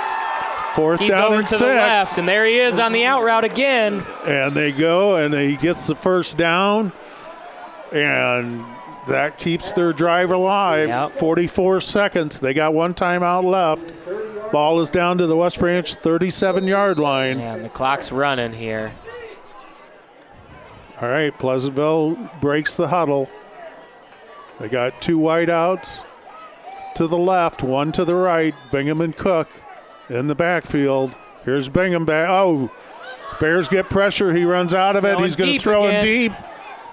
He's out of bounds, yeah. Out of bounds. Yeah, Braden Sexton's there. Is that the big tight end? Yeah, 89 again. Yep. So we're down to 22 seconds to go there. But again, that was an impressive pass. It sure was, and he put it pretty much only where his guy could go get it. Yes. Thankfully, Braden's right there, right along the back edge of the end zone, and makes a nice play. And I got to think, looking at your sheet here, it doesn't appear they've kicked a field goal this year. No. So yeah, I believe they're going to go for it. Second down and 10, 22 seconds to go here in the half. And they have 2 one wideouts timeout. left, 1 to the right. Bingham in the shotgun with Cook. And here's Bingham back to pass. He gets pressure again. Ball's on the ground. Ball's on the ground. And we have it. West Branch recovers. Logan Wright yes, we has do. the ball in his paw. All right. That's a big play. Huge play. Because, they'd get the ball to start the second half. Huge play. And this stops them from any sort of thought of scoring here. So the Bears get 1st and 10 at their own 37-yard line. We got 14 seconds to go here in the half. Yeah, it'll be interesting. We'll see what Coach Hirsch does if he tries to take a shot here on first down. Maybe he's going to use a they're going to call it. They're going to call timeout. Okay, so we're going to take a quick break, and we'll be back in a minute. Hodge Construction is a leader in developing commercial and academic spaces, multifamily condos, townhomes, and more. Hodge Construction began in Iowa City in 1981, focusing on residential construction. Through positive relationships and quality projects, Hodge has continued to grow and expand its project diversity over the past nearly 40 years. At Hodge, clients aren't customers, they're partners. The Hoover Presidential Foundation helps promote and enhance the understanding of Iowa's only native-born president, Herbert Hoover. Become a member to gain exclusive access to information about exhibits and events at the Hoover Library and Museum and National Historic Site. Visit hooverpresidentialfoundation.org to learn more and sign up. Be uncommon. All right, here we go, Bear fans. 1st and 10 from their own 37-yard line. 14 seconds to go here in the first half. 7-7 game. Here's Dale. He's looking. He's rolling to the left. He does a good job, and he gets out of bounds at about the 44-yard line. Going to bring up a second down. We're down to 6 seconds. 6.9 seconds. So Coach Hirschman's not ready to set on the ball yet. You never know when something's going to break. Yeah. 2 wideouts to the right. That's Schutte and Seidel. Yeah, and it's not like they're deepening up their safeties any, so it's not going to hurt you to take a shot. Yeah. Here's Dale in the shotgun. Now he's going to run the quarterback draw, and he just goes, whoa! We're not going to throw a flag there. Okay. The official's going to talk to him, but I think we're going to half. All right, so we're going to half. Folks, we want you to stick around. We're going to see your cheer performance, and also you're going to be able to watch the marching band. So, great first half, well played by both teams. Yeah, clean, and we're about right at an hour. I think the only thing is penalties. Yeah. And they have a turnover that it could end up hurting them, that they don't finish that drive off with where they made some big plays. But defensively, we've given up a few big plays. Their quarterback is really good. He's been really impressive. Yeah. But offensively, we had the big play with the quarterback sneak. We moved the ball a little bit. Just got to sustain that drive to keep them going. And it seems like we're still looking for that pass downfield. Yeah. We've come close with Joe a couple times. Yep. But we got to get, looking at Schutte, looking at Seidel. Marsh is running hard. For sure. And Brennan Dale's making good decisions. Yeah, you and know. And I think you hit it spot on. You get Kale the ball in open space a little bit, and I'm sure they'll talk about it at half. Herschel make his adjustments that he always does, and and getting Trenton the ball a little more. But yeah, and our defense, we only gave up 7 points.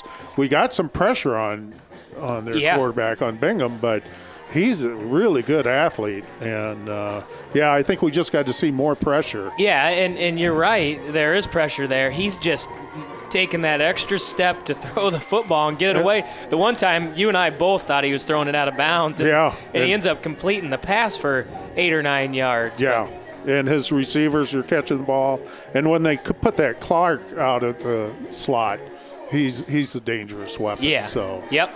And while we got a second here, I'm just going to shout out the West Branch volleyball team. Yes. They had a big win at Regina on Wednesday night to upset Regina, I guess, if that's the way you want to look at it, seeding-wise. And as they're advancing on to the regional semifinal at Lisbon on Monday night. So get up to Lisbon and watch that volleyball team play. It's going to be a great atmosphere and good for those girls. Yeah, and they've played Regina tough all year, and they finally got what they deserved. Yeah, the other night. They have. They played them to a 5-setter. And another, I'll also give a shout out, just because we talk about Joe Heyman so much and what he does on the soccer field. Our soccer team, our soccer boys went to the state tournament for the first time in school history, had an excellent season this year, and Joe was a big part of that. Now he's a big part of our football team. So. Yeah, he is. And I know, I was at practice this week. Zach Capper's just really anxious to get back. Yeah, it's good to see his arm out of that little sling brace he had it in. At least I think he still has somewhat of a brace on there, a little bit maybe on his elbow, but it's a little more freer, and hopefully we can get a couple wins in the playoffs to get him back on the field. He's such a great kid. Yeah. Well, Matt Shenander's going to break into his thriller walk here, so we got to take a break, yes, and we'll be back in a few minutes.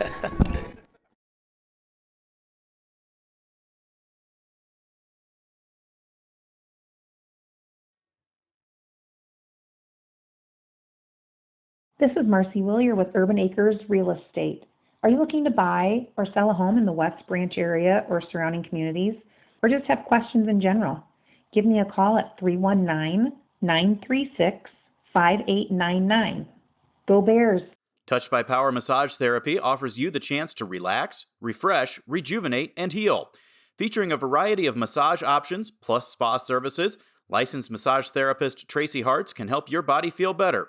Touched by Power is located on Main Street in the heart of downtown West Branch. Find the available treatments or book your next appointment by visiting touchedbypower.com or call 631-1214. Looking to build a new home? Check out the Brookview Ridge subdivision, located east of West Branch. 2 to 3 acre single-family lots are available. West Branch, a wonderful place to call home. Call Ken and Helen Fawcett with Cornerstone Real Estate Consultants, 643-3344, or visit them at cshomesiowa.com. Cornerstone Real Estate Consultants, proud supporter of the West Branch Bears. At Fidelity Bank & Trust, we're proud to be your hometown bank. Why? Because this isn't just home to us, it's home to all of us. Fidelity Bank & Trust, your hometown bank. Member FDIC. The Serving Cafe in downtown West Branch offers a welcoming atmosphere where family, friends, and neighbors can gather for conversation while enjoying home-cooked breakfast, lunch, specialty coffee, and delicious baked goods. Visit the Serving Cafe in their beautiful new location at 209 East Main Street across from Peanut Park, and visit them online at theservingcafe.com or search for them on Facebook. The Serving Cafe, proudly serving and supporting local.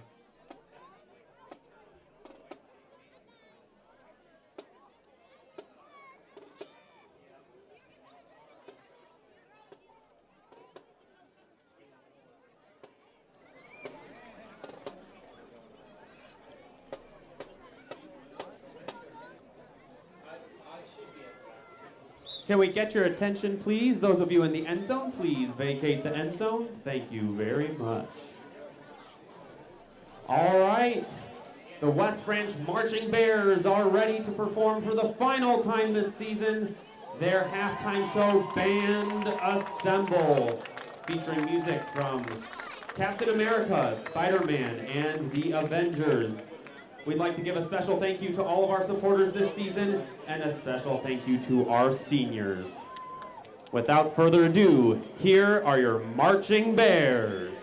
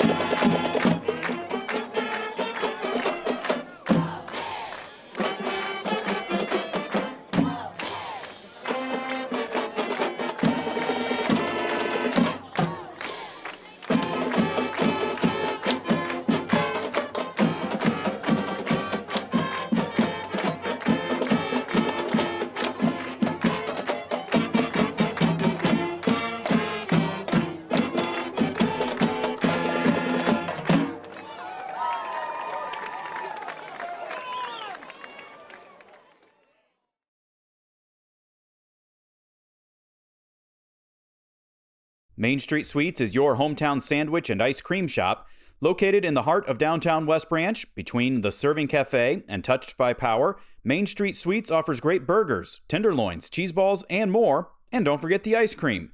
Main Street Sweets, locally owned and operated by my wife Jessica and me, where we're always proud to support our hometown.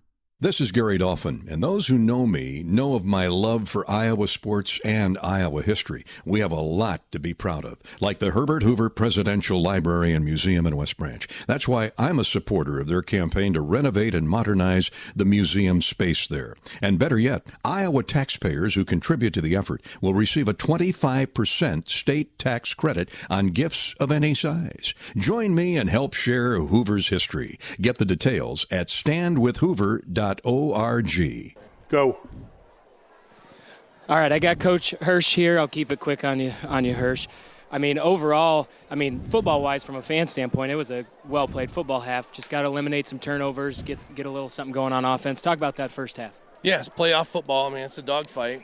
We ran the ball well. I like the way we've established the line of scrimmage. They're obviously throwing the ball really well, throwing it better than we are, but we're running the ball better than they are, and I think we can work with that. Okay, and just talk about what you need to do, whatever phase it may be, to win the football game in the second half.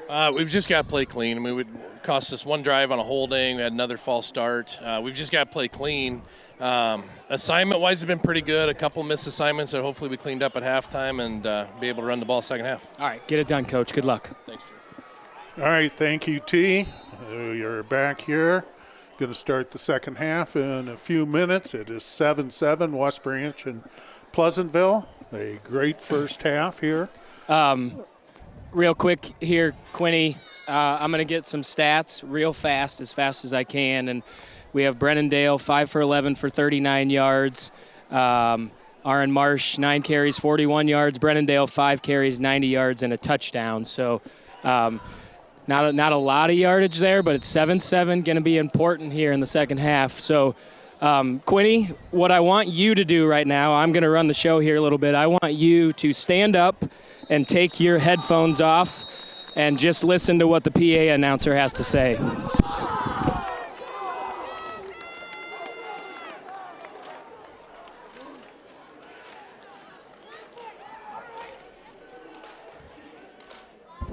And a special thank you to longtime volunteer of the program. Voice of the Bears Mike Quinlan has been involved for over 30 years. When he played for the Bears in the 1970s, helping set a foundation for commitment, work ethic, and leadership that led him through his adult life. After spending time in college and the working world, Mike reconnected with the program in various capacities. He spent several years as an assistant coach, even diving for the finish line twice to try to win a 40-yard dash against a player. Mike also worked closely with Coach Peterson to create the Burning of the Boot, an annual event that has been special for members of the team for over 30 years. Also for several years, Mike's voice was heard here as the PA announcer for home games. Before the Bearcast and website were around, Mike worked with Wayne Lang to make sure games were on public access TV. Mike would run the camera and Wayne would provide the commentary. When Wayne stepped down, Q took over as the voice of the Bears. As technology improved and the Bearcast began, Mike worked as the color commentator and for the last 2 years has been the play-by-play voice of the Bears. Mike has decided it is time to hang up the microphone. This season is his last working with the team in an official capacity, though we know he will be around supporting us in other ways. He has done so much for the program and has had an impact on countless young men who have been part of this team. Please join me in sending a huge thank you to Voice of the Bears, Mike Quinlan. Thank you, Q. Remember, once a Bear, always a Bear.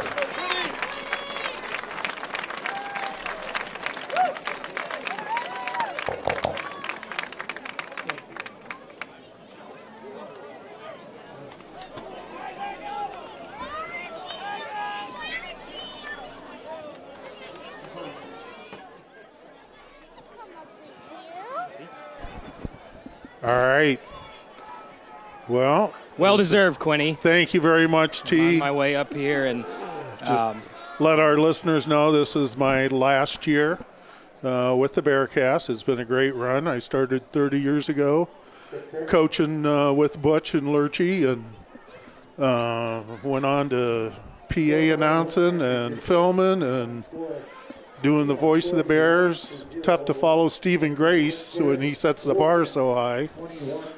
But, yeah, it's time to move on, and it's been a great 30 years, T. I've enjoyed it. Enjoyed coaching you. Really enjoyed being with you here in the box. It's just been a blast. People don't understand how much fun we have doing these games. So. Yeah, it is. And, you know, I'll talk about it a little bit, you know, later as the game moves on. But, you know, you've given a lot to this program, not just in this capacity. I mean, you were a coach when I was playing, and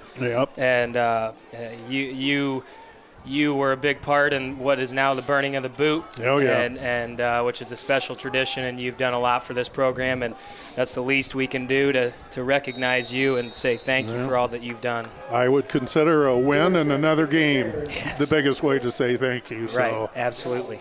Here we go, second half kickoff. Reese Gingrich kicks it down. This is Cook. He takes it about the 10. He's tough in the open field. Yeah, they're trying to corral him, and they do. Good coverage. Inside the 20-yard line. He's one of the best running backs we've seen this year, and to keep him inside the 20, that's a big special teams for Coach Braddock. Absolutely, and you got that athlete back there catching the football. I mean, that's just a great job, and Coach Braddock's done an excellent job with the special teams all year long. All right, so now we start the second half, 7-7, West Branch and Pleasantville. Pleasantville comes out, 2 wideouts to the right, 1 to the left. Bingham in the shotgun, back there with Cook. He throws a little swing pass out over here and over to Cook, and he gains a couple, but nice defense by the Bears, but they're trying to get the ball in Cook's hand any way they can. For sure, and we've seen them in the pass game in that first half. You know, they were trying to find ways to get the ball to him, and you know, he's got to be a focal point for our defense this half, along with that tight end, number 89, made a nice play. All right, so he gains about 4, brings up 2nd and 6. Ball sitting on the 21-yard line. Double tight. Wide out over here to the left. Here's Bingham. He's back. He rolls over here to the left. He's thrown over the middle, looking for the big tight end, and Holden Arneman and Braden Sexton had him bracketed. They did. That's a perfect word. I was trying to think of the word, and you said it. Bracketed, one on this side. Holden did a nice job of staying on the top side of him, and that was similar to that play that they ran in the first half. Yeah. And the strength of Bingham's arm rolling to his left is just amazing. Throwing complete opposite of the field, like 30 yards. Yes. All right, so here we go. These are these third downs we're talking about. 3rd and 6. 1 wide out left, 1 to the right. Bingham in the shotgun, 2 running backs back there with him. Bears come with some pressure. He throws it, and it is incomplete. Going to force a 4th down punt. So nice 3 and out for the Bears there. Yeah, for sure, and that's what we need. You know, this is where we want to flip the field and get good field position back to our offense. All right, so that brings up a 4th down punt. Joe Heyman is deep for the Bears. Escalante set to punt. He'll be standing on his own 5-yard line. Ooh, we almost got to it. Yeah, we did. Joe catches it clean. Joe catches it clean. There he goes. You got it. Nice. And he's into Pleasantville territory down to about the 30-yard line. But this is the field position that in playoff games, it's huge. It is. Flipping the field right there, Quinny. And, again, defense and special teams puts us in a chance to give our offense good field position, move the football here. We need a few good first plays here on this drive. Yeah. All right, 1st and 10 for the Bears at the Pleasantville 39-yard line. Marsh in the shotgun with Dale. 2 wideouts to the right, 1 to the left. Here's Marsh going up the middle. He cuts it back, and he's down inside the 35-yard line. Just another good run play on 1st down, and like Hirsch talked about, you got to like the way we're running the ball, and our guys are moving their big defensive line. And they are big. They got a 4-man front. 1 wide out left, 1 to the right. I believe we're going with our jumbo. Yeah, it sure seemed Here's like Dale on the draw. Kale. Kale from the Wildcat. All right. And that's going to be close to a first down? Yeah, they're giving it to us first down, yep. And you were right. There's Brennan going out wide left. So we're still in the shotgun with Kale Seidel. Marsh is back there with him. Seidel's going to run up the middle. He's just picking his holes. He's inside the 15. Runs over a guy twice. Yes. Yeah. So we're running Kale Seidel in the shotgun, or in the Wildcat. He's just sort of picking his hole there. And you see who our fullback, our H-back here is? It's Quinn Rocha. Yeah. Behind our same guard formation. Here comes Brendan Dale. Kale's going to run it straight up the middle. Aaron Marsh is leading the block in there, and they're down inside the 5-yard line. Straight. This is, as Coach Peterson would say, smash mouth football. Yep. This is it right here. And we're going with the same formation.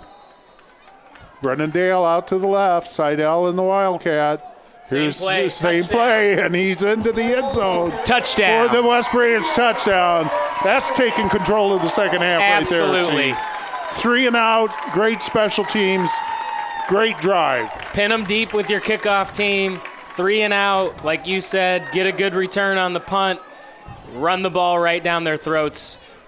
Hopefully here in a kick, it's 14-7. Good job by the Bears. Good adjustments there by the coaching staff. Here's Reese Gingrich on. And the kick is up, and it is no good. He must have pulled it to the left. So with 9:34 to go in the third quarter, West Branch leads 13-7. Well, let's hope that we can make up for that. Yeah. Going to try to take a look at it here, and I hope I didn't jinx him. Reese has been solid all year. He must have pushed it to the right, is what it. So, yeah, that's all right. Keep your heads up and play hard, and we'll win this game. That's right. And as the kicker, you got to forget it, and you got to move on to this next play and give our return team another chance to pin them deep. So Bears go up 13-7, 9:34 to go here in the third quarter. First round 1A playoff game between 2 5-3 teams, the Pleasantville Trojans and the West Branch Bears. Yeah, you just have that sense that there's going to be a big play. Yeah. Somebody's going to make a play here in this half that's going to turn this football game. All right, here we go with the kickoff from Gingrich. It's going deep and going to roll into the touchback. All right, that was close to going out of bounds, but that's a difference of 15 yards there. For sure. It took a nice little kick and went straight south right into the end zone. And again, there you go, Reese forgetting about that last play and coming back and making a huge play for his football team. All right, so Pleasantville takes over 1st and 10 from their own 20. Good athletes in their quarterback, Braylon Bingham, and their running back, Caleb Cook. Big tight end, number 89, Dason Learhoff. So here they come up, and the shotgun. Looks like they got a tight end on the right side. Wideouts left and right. Bingham's rolling to the right. He gets outside, and they push him out, and a gain of about couple, but somebody's hitting themselves on the helmet for missing him back there. Yeah, I think is that Michael? I think it might have been. Yeah. So great footwork by him, though. So 2nd down and 8. Ball's at the 22-yard line. But still, just a good job by our defense limiting his yards there on that first down play. Now we got 4 wideouts here to the left, 1 to the right. Empty backfield. Here's Bingham. It's a high snap. He's going to run the quarterback draw. And the Bears corralling. Nowhere to go. No, we had good pressure. I think that was a quarterback draw from the get-go. Yeah. But the high snap didn't help him. Threw the timing off. Yep, you're right. And that's the first time, that's the first time we've seen 4 receivers to a side. Yeah. Show some tendency. All right, here we go with 3rd down and 9. We just got to keep the ball in front of us. 2 wideouts to the right, 2 to the left. Here's Bingham in the shotgun. He drops back over here. He gets some pressure. He steps up. He throws on the run. He catches his guy. And he's going to score. Yeah, he's going to score. That is a 79-yard touchdown pass. Wow, that, again, we're talking about third down plays. And another big one. Another big one. And he just does such a good job of using his feet to extend the play. Right. And then he sees downfield, and you can see his guy breaking open. And he had no problem getting that ball to him. No, he didn't. And he's on the run making a nice throw. All right, here we go. Ever important extra point, 13-13. 8:33 to go here in the third quarter. Here's Escalante. Kick got ticked. It did sound like it got hit. It did, but it went through. So with 8:33 to go in the third quarter, Pleasantville leads 14-13. So again, you give Bingham credit for making a big play there. And the Bears just have to bounce back from it. Yeah, and just looking at the replay, it was a double move. The kid sold like he was going to go towards their sideline and stopped and turned and went straight on the field, and just a nice throw on the run, got behind our defender, and a big play. All right, let's see if the Bears can bounce back. Marsh and Heyman are deep. See if we can get a decent kickoff return. But it looks like this is going to be a big play sort of a game. Yeah. It'll be interesting to see if our offense goes back to that formation that we just ran. Yeah. I mean, I know it's not sustainable that you can run it the whole rest of the game, but something we can definitely come back to. Right, and something that caught him off guard, too. Right. All right, here's Escalante. Pleasantville leads 14-13. Marsh takes this about the 1-yard line. He's cutting it. He gets up the middle. He's up to about the 25, 26-yard line.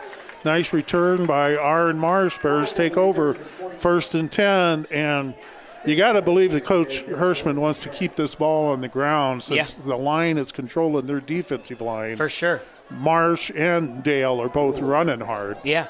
And Cale Seidel. So. And it's a way to keep their offense off the field. Yep. We've proven that we can run the football against them. We just need to continue to do so and chew up some clock and put some more points on the board. Yep. So 1st and 10 for the Bears. Seidel and Heyman come out here to the right. I formation. Here's Marsh going up the middle, and he gains a good 5-6 yards. So, again, that's staying between the tackles. Yeah. You got Shea Farmers at lead blocker, and Shea's doing a good job cleaning up what's inside. So 2nd down and 4. Here's Seidel was in the Wildcat. Yeah. They blew it right away.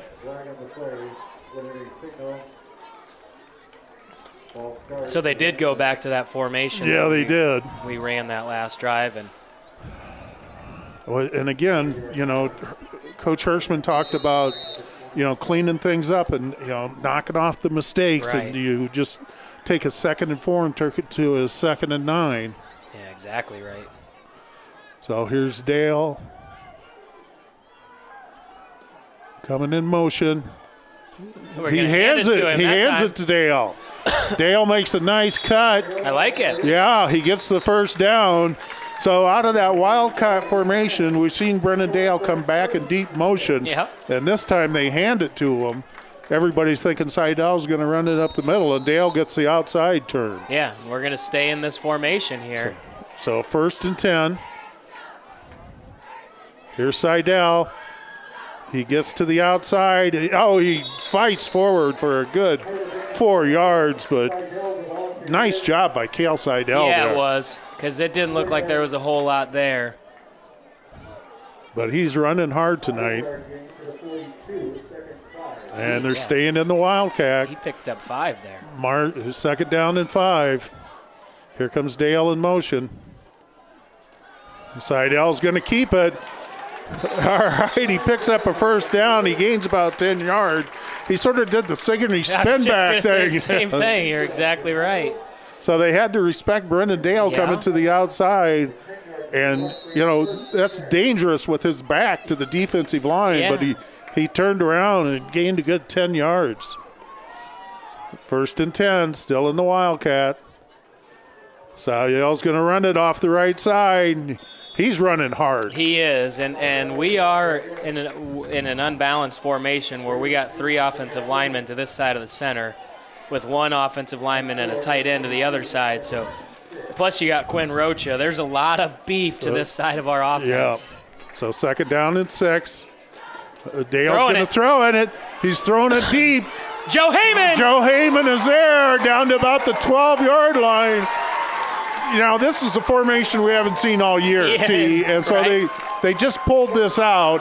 And look how many different plays you've seen off of this formation. Yep.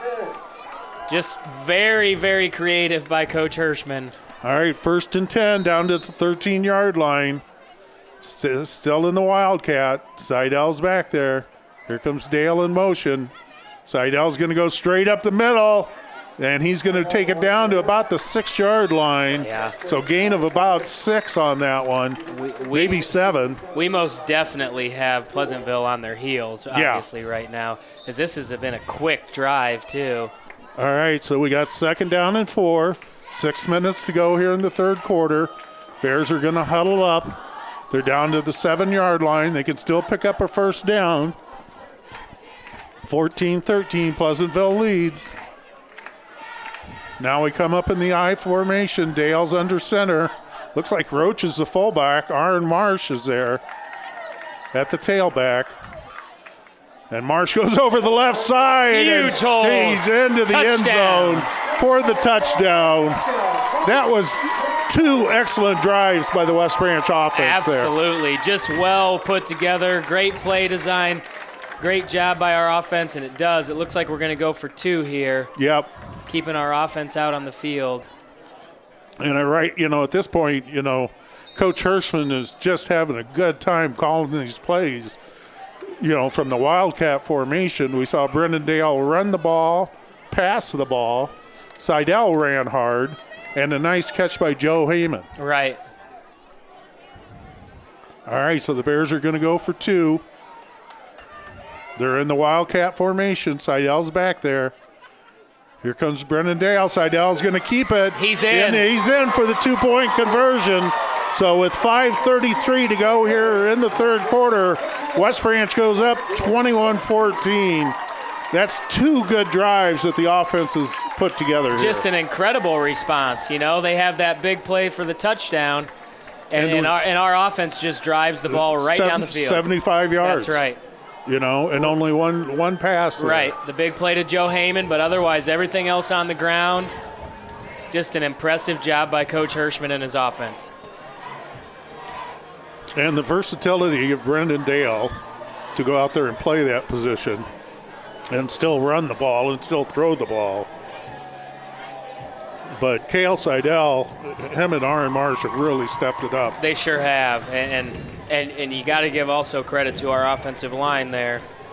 Yeah. For creating some holes for those guys to run.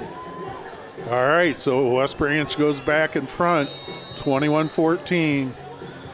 5:33 to go here in the 3rd quarter. Here's Ginrich's kickoff. He's keeping it, Cook case at about the 5-yard line.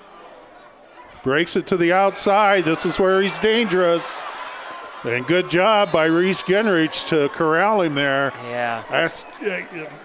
That's just a good athlete running the ball back. Yeah, it looked like we had a player slip over there, and it allowed Cook to kind of get the edge there and return the ball almost to midfield.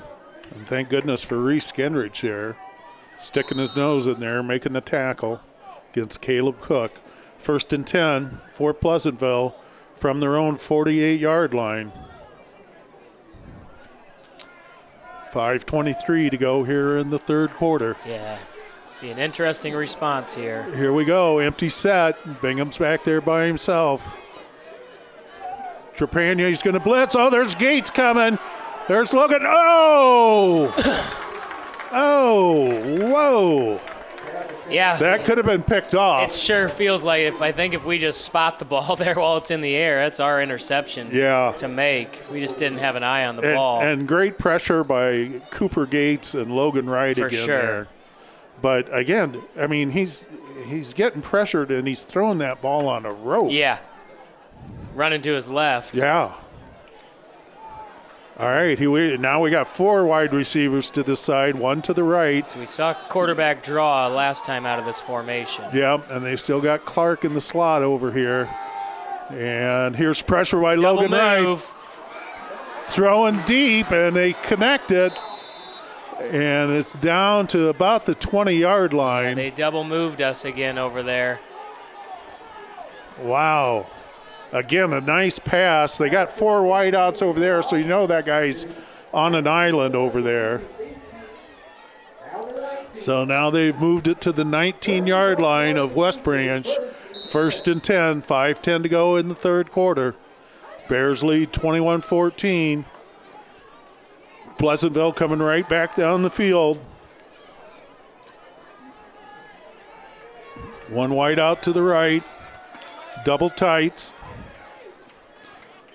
Bingham in the shotgun with Cook. Here's Cook going over the right side. He bounces it outside, but the Bears are there and they do a good job. Looks like Shea Farmer. Yeah, and there's a reason that they've gone straight to their passing game. And it's for plays like that. Yeah. I mean, kudos to them for trying to stick with the run, but they just haven't got a whole lot out of it tonight. No. And this Cook is a very good running back. He really is. But our defense is playing stout, so that brings up a 2nd down and 10. 4:40 to go in the third quarter. West Branch leads 21-14. Here's Bingham in the shotgun. Cook's back there with him. We got motion, and I'm not sure if they called timeout. No, there's a flag. This guy on our side threw a flag. It's going to go against them. False start. Yep. Okay, so that's going to bring up a 2nd down and 15. That's a little bit better. Puts them behind the sticks. 2nd down, 15. Ball's on the 24-yard line of West Branch. 1 wide out to the right. 2 tight ends. Here's shallow motion again. Bingham in the shotgun. And he's looking running back. The wheel to the running back. Yep. Oh! We sat on it. Did we get it? No. They caught it? No, incomplete. Okay. But I thought we had that ball picked off. Cam Genrich did a good job. You could see the running back running the wheel out of the backfield, and Cam did a nice job of staying home, basically bouncing the receiver off, pushing him off to our safety, and Cam did a good job of reading the play, and just a nice play. Well, I got to believe this is 4-down territory for him, T. For sure. Yeah. 3rd and 15. They haven't made a field goal all year. No, so. You're thinking they're trying to get 15 yards and 2 downs here. Yeah. So 2 wide outs to the left, 1 to the right. Bingham in the shotgun with Cook. Here's Trepagne up to blitz. We got pressure. There's pressure. He spins out there. No! There it is. Cooper Gates. There it is. Cooper Gates with the sack. Came from the outside. Bingham was running towards him. Right. Tried to spin out of it. But now that's going to bring up a 4th and way long. Yeah, I don't know if you throw it for the end zone or if you punt it. Yeah, I mean, if you punt it, you're not going to gain much here. No. Unless you're able to down it inside the 5 or whatever. But. So it's sitting on the 33-yard line. We got a 4th down and 24. Yeah. Not that Bingham can't throw it that far. And you see where they're running number 89 out there. Yeah. He's all by himself. Gotta think they're going to try to throw it up in the air to him. Now we got a timeout, Pleasantville? Yep. Okay. So they were seeing what the Bears were in. You're right. They split the tight out there and then ran a shallow motion. Yeah, with They With didn't. his size, you got to think they're splitting him out to try to put a one-on-one situation on and throw it up to where he can go get it. Well, and so far they've gotten us twice on double moves. So Yeah. you know, you got to think that they're going to try to go back to that. But it seems like the Bears are getting more pressure this half. Yeah. On Bingham. Yeah, and thankfully that last play, that's the first time we've been able to cash in on it, and Cooper Gates is just relentless off the edge, and Logan Wright and Michael Montgomery have put some pressure on all night long, and we need more pressure here. You know, don't let him sit back and extend plays here. And if they do decide to go for it, we'll see what they choose to do. But and you always got to be aware of where Reese Trepanier is, For because sure. if he comes on a blitz, he can get there quickly. So now we have a 4th and 24 from the West Branch 33-yard line. 2 wideouts to the right, 2 to the left. Bingham's in the shotgun by himself. Bears with a 4-man front. Bingham drops straight back. Chuck it deep. Way too much time. To the big guy. And they tipped Oh, it my and goodness. scored. They got it on a deflection. Oh, my grief. goodness. Ryder Thill. They threw it to the tight end. He knocked it up in the air, and Thill came down with it. Good grief. And I mean, that kid's just standing in the right spot at the right time, because we have 2 defenders there to get help get hands on the football, and it just bounces right to that kid. Well, that is the breaks of the game. So 21-20, all-important extra point by Escalante. Here's the kick. And he missed it. So now West Branch is in the position with a 1-point lead with 3:05 to go.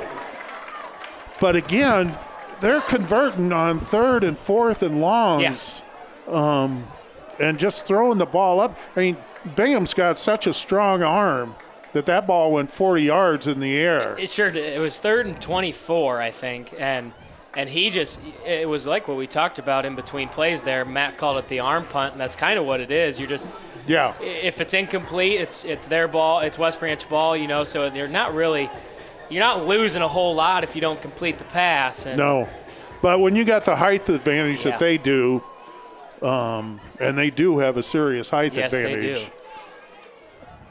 I mean, even their kicker setting the ball on the tee, he looks tall. Yeah. So we are at 21-20, 3:05 to go in the third quarter. West Branch leads. We just got a great high school game. Yeah, we do. We sure do. More importantly, the fans are getting their money's worth. Here's Escalante to kick off. And it's going to be taken by Aaron Marsh about the 5-yard line. He gets back up to about the 25-yard line. And the Bears take over 1st and 10. Again, we've said it all night long, but this is where the Bears have got to run the ball. Yeah. Take some clock. Yeah. Because Pleasantville obviously can move the ball quickly when they want to, but we got to stay within our running game and just get 5 yards at a time. So 1st and 10, Bears are at their own 25. 3 minutes to go here in the third quarter. Let's see what they come out in. Looks like they're in the Wildcat. Here's Dale in motion. Here's Seidel running over the right side. Oh, just gets tripped up about the 31-yard line. Because if he breaks that tackle, Joe Heyman's doing a good job of blocking this number 14 on the edge. But again, you get 6 yards on 1st down. You got to be happy with that. And we are sticking with this Wildcat formation. And I think we're wearing them down with our offensive line. I noticed that 74 is not in there anymore. Looks like they're crowding the box. Wildcat. Here's Seidel going to take it, go straight up the middle. Running hard. He's running hard. He gets the 1st down. He's pushing, and he's up to the 39-yard line. Cale Seidel is running with a purpose tonight. Wouldn't you say? Yeah, absolutely. Got his shoulder pads out over his knees. You know, head down, just running the football hard. And our offensive line, again, giving us that push that we need. All right, we're close to 2 minutes to go here in the third quarter. 1st and 10, ball is at the West Branch 40-yard line. I formation. Here's Dale handing it off to Aaron Mars. Still going. He's running hard. That was about a 17-yard run in less than 3 seconds, wasn't it? Right. And Aaron Marsh just not willing to go down with arm tackles. No. So again, that time we have a couple pullers leading up the hole, go back to our traditional formation, and Aaron just running hard. Like you said, Aaron and Kale. Yeah, are running hard. Running with a purpose. All right, Bears break the huddle. Dale splits out to the left. They're in the Wildcat. Here comes Dale in motion. Seidel's going to take it up the middle. That's a big hole, and that's close to another first down. Yeah, they have a defensive lineman laying on his back looking up as Quentin Rocha goes right over top of him. All right, we got second down and less than a yard. We're down to a minute to go here in the third quarter. Bears are down to the Pleasantville 32-yard line. This is the third drive in a row for West Branch where they've solidly moved the ball on the ground. Absolutely. I formation, 2 wideouts to the right, our jumbo package. Here's Dale on the sneak. He's still going. He's still going. Look at that push. He's down to the 25-yard line, a 7-yard quarterback sneak. Right. Yeah, almost could have got a second first down there, you know. Yeah. Just another, our offensive line has been awfully impressive this half. Yeah. Just getting that push and creating running lanes for our backs. And a credit to Coach Hirschman making the adjustment to this formation. And one thing you always look at, the defensive linemen have their hands on their hip. Yep. And are bending over. So they're getting worn out. I formation, Roach is at the fullback. 2 wideouts to the right. Aaron Marsh, he takes the handoff, goes over the left side. He's running hard. They stop him, but not before he gains 7 or 8 yards. But just short, choppy steps and being patient enough to look for the hole. Yeah, and you get Max Lodge pulling up the hole there along with Quinn Rocha. All right, folks, it's the end of the third quarter. West Branch leads 21-20. Come back for a great fourth quarter. Whether you're in a hurry headed to the game, squeezing in lunch between meetings, or if you just want to avoid the crowd, try Main Street Suites' new online ordering. Log on to MainStreetSuitesWB.com and click on online ordering to begin your order. You can customize your sandwiches or ice cream just the way you want, pay online, and then call when you arrive to have it brought to your car. Online ordering from Main Street Suites, proud supporter of the West Branch Bears. Touched by Power Massage Therapy offers you the chance to relax, refresh, rejuvenate, and heal. Featuring a variety of massage options plus spa services, licensed massage therapist Tracy Hartz can help your body feel better. Touched by Power is located on Main Street in the heart of downtown West Branch. Find the available treatments or book your next appointment by visiting touchedbypower.com or call 631-1214. All right, Bear fans, we got 1 quarter to go. West Branch leads 21-20. They have a second down and 2. The ball sets at the Pleasantville 17-yard line. And this has been a great, great game. Very exciting for both teams. A lot of talent on both teams. And a good, clean football game.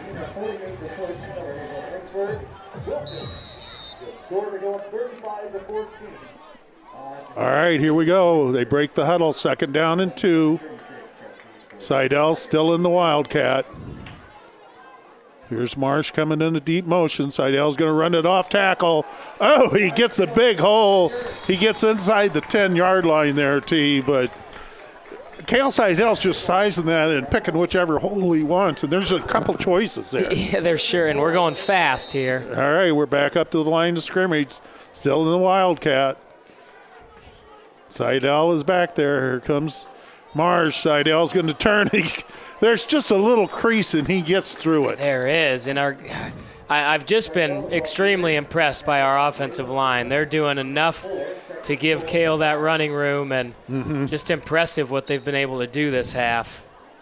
All right, so we got second down and goal from the 5-yard line. 11:20 to go here in the game. Bears lead 21-20. Still in this Wildcat formation. Dale comes in motion. Here's Seidel going over the right side. They put some pressure. Close. Down to about the 1 or so, half yard line. It's looking like that. So we got a 3rd and goal.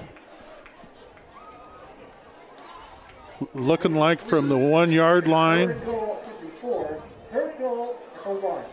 3rd and goal from the 1. Here's Brennan Dale. Is he going under center? Yeah, he is. So we're going to maybe see the sneak. And that's a touchdown. He's got to be in, absolutely. All right. So Brennan Dale on the 1 yard quarterback sneak. 10:42 to go in the game. Bears go up 27-20. I tell you what, unless something drastically changes or happens, this offensive line are the players of the game right now with what they've done in this second half. Yeah, because the way Dale and Seidel and Marsh have run. Here's Gingrich on for the extra point. Low snap, good hold. And it is good. That was a great job by Connor Rios to yes, get that it was. ball up. That's an important extra point, too. Sure is. So 10:42 to go here in the game. West Branch takes a 28-20 lead. And this is just an outstanding football game. I mean, we know Pleasantville's not done yet with that quarterback that they got and the receivers that they got. So it's a matter of just playing good, solid special teams and then try to get a 3 and out and get this ball back to our offensive running game as quickly as you can. For sure. And continue to run some clock. And, I mean, it's just been impressive what we've been able to do here offensively in the second half. Well, I see it didn't take long to find an intern. I got Tucker Tylee up here. Yeah, you got 2 of them behind you now. Oh, yeah, they're auditioning, Matt, so. I'm not sure. I guess they wanted to see what the Bearcast is all about tonight. But it's all about fun tonight. Yes, it is. The Bears need to finish this. It's just good to see our offense clicking right now here to get us going in the second half. All right, Cook is deep. Here's Ginrich's kick. He squibs it. There's a good kick. Yeah. There's a good kick. He's still going to pick it up about the 15. And he gets tackled. Nice tackle. That's a big tackle. That is a big tackle. He gets past Joe Heyman. There's a lot of green grass in front of him. All right, so they take over 1st and 10. Looks like about the 34-yard line. You got to believe they're going to be going to the air. Yeah. You know. Yeah, it's been what's got them to this point, you know, how they've scored to this point. So you got to think they're going to stick with it. Rocha, Wright, Montgomery, Cooper Gates. Cooper drops back to the linebacker position. They got an empty set. Bingham's back there. He's just going to throw a short pass. And I don't know if he was going for the out guy or the in guy. I don't either. And I think Cooper Gates is who rushed that pass. I mean, he came off the edge, borderline unblocked, and put pressure on the quarterback, which forced a quick throw. All right, 2nd down and 10. Ball is on the Pleasantville 34-yard line. We've come close to some picks. Yes, we have. We've had a few chances. You're right. All right, the big tight end comes out here to the right. They got 4 receivers to the left. Gingrich is locked on him one-on-one down here at the bottom. Bring pressure. Cooper's going to come off the edge. And they're throwing it deep to the tight end.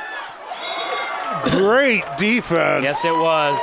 He went up for that. He had a shot at that. It was, and Joe Heyman's back there playing safety now. Cam Gingrich running stride for stride with that big 89 and getting a little help from Joe Heyman. And again, Bingham got some pressure right there. Yeah, he did. A 3rd and 10. This is what where we want them. Now we just got to keep them here. Right. This is where we've kind of struggled a little bit. Yeah, and let them get behind us. Chet Wisniewski wants the crowd into the game right now. And the crowd's getting loud. 10:29 to go in the game. Bears lead 28-20. 3rd down and 10. 4-man rush. He pulls up, pressure. He throws. Oh, they had 2 guys over there. that got in each other's way. Yes, they did. I think either one of them could have caught it. Absolutely. I think number 4 would have caught it had 14 not cut him off there. There's just 2 routes within 2 yards of each other. Yeah. And fortunately for us, it's an incomplete pass as a result. Well, and they don't. I mean, they got to punt this ball. Yep. They're at their own 34-yard line. It's still a 1-score game. And Joe Heyman back to receive. About the 35. Here's a punt. It's high. It's high. Goodness gracious. Joe's going to stay away from it. And they're going to down it about the 35-yard line. Bears take over 1st and 10. This is where you want to see a 65-yard, 10-play drive. Absolutely. You know? Yeah, absolutely. And chew some clock off. It'd be nice to. Yeah. I mean, we move fairly quick. So even if you can take 4 or 5 minutes off here and you go up 2 scores with 5 or 6 minutes to go, makes it a lot tougher for Pleasantville. All right, 1st and 10 for the Bears from their own 35-yard line. Seidel and Heyman go out to the right. Dale is under center, I formation. Roach is at the fullback. Here's Marsh going over the left side. He's just a step away from breaking that thing. Yeah. But it looks like they load up, they bring in Franz as their 6th lineman, and then they're putting their 7th lineman at fullback in Rocha. Yeah. So that's a lot of beef up there. That was a gain of 3, brings up 2nd down and 7. Clock is running with 9:50 to go in the game. Bears lead 28-20. I formation again. Marsh in the backfield. He's offsides, isn't he? Maybe. There's Marsh going over the right side. He runs hard, and he gets the 1st down. Yeah, that time we pulled Cole Crossweight. Looked like from his backside tackle? Yeah, from a little bit. Looked like a little trap play. And like you said, just another nice hole created for Aaron to run up the middle of the field. 1st and 10. West Branch is at their own 47-yard line. Joe Heyman goes out to the right. Marsh is flanked out here to the left. Seidel's in the Wildcat. Here goes Marsh in motion. They hand it to him. Marsh is going to got room outside. He's got blockers. He gets to the outside. They knock him out of bounds. Brennan Dale. It's that same run play out of that formation. Yeah. And we just do a nice job on their edge. And they're expecting Seidel to keep it and run up the middle. Right. And we had at least 2 guys out in front of him there. For sure. And no white shirts to start with there. Just a nice job. All right. Getting the edge sealed. This brings up a 1st and 10. Ball is at the Pleasantville 33-yard line. 9 minutes to go in the game. Bears offensive line is just doing a superb job here. Here we go in the Wildcat again. Dale comes in motion. Seidel runs it over the right side. He's running hard. He gets about 4 yards. But more importantly is yardage and clock. Yep, that's right. That's the name of the game. Yardage, clock, and field position. For sure. And we got the field position. So now we just need to grind out these yards and take some time off of this clock. Yeah, and you see us huddling now between plays, which is going to help slow down the tempo a little bit, chew up some more seconds off that clock, and as long as we keep gashing them, we're going to be in good shape. Just all about ball security at this point, I feel like. Yep. So, again, same Wildcat formation. Here comes Dale in motion. Seidel just going to run the Wildcat there right up the middle. He breaks there it. He goes. Can he touchdown. get it? Yes! A 29-yard touchdown run by Cale Seidel. Well, he's been close to breaking that all night. And there it is. Just another nice job. I'm telling you, our offensive line has been superb. They've been outstanding this half. I wonder what we're going to have for rushing yards because it's going to be a nice tally. And our leading running back is there on the sideline in street clothes. Here's Gingrich for the extra point. It's good. It's good. So with 8:13 to go in the game, West Branch is up 35-20. Yep. They're in a good position. We just have to eliminate the big plays. Yeah, And I think, it all starts with this kickoff and pinning them, inside the 25, 30-yard line.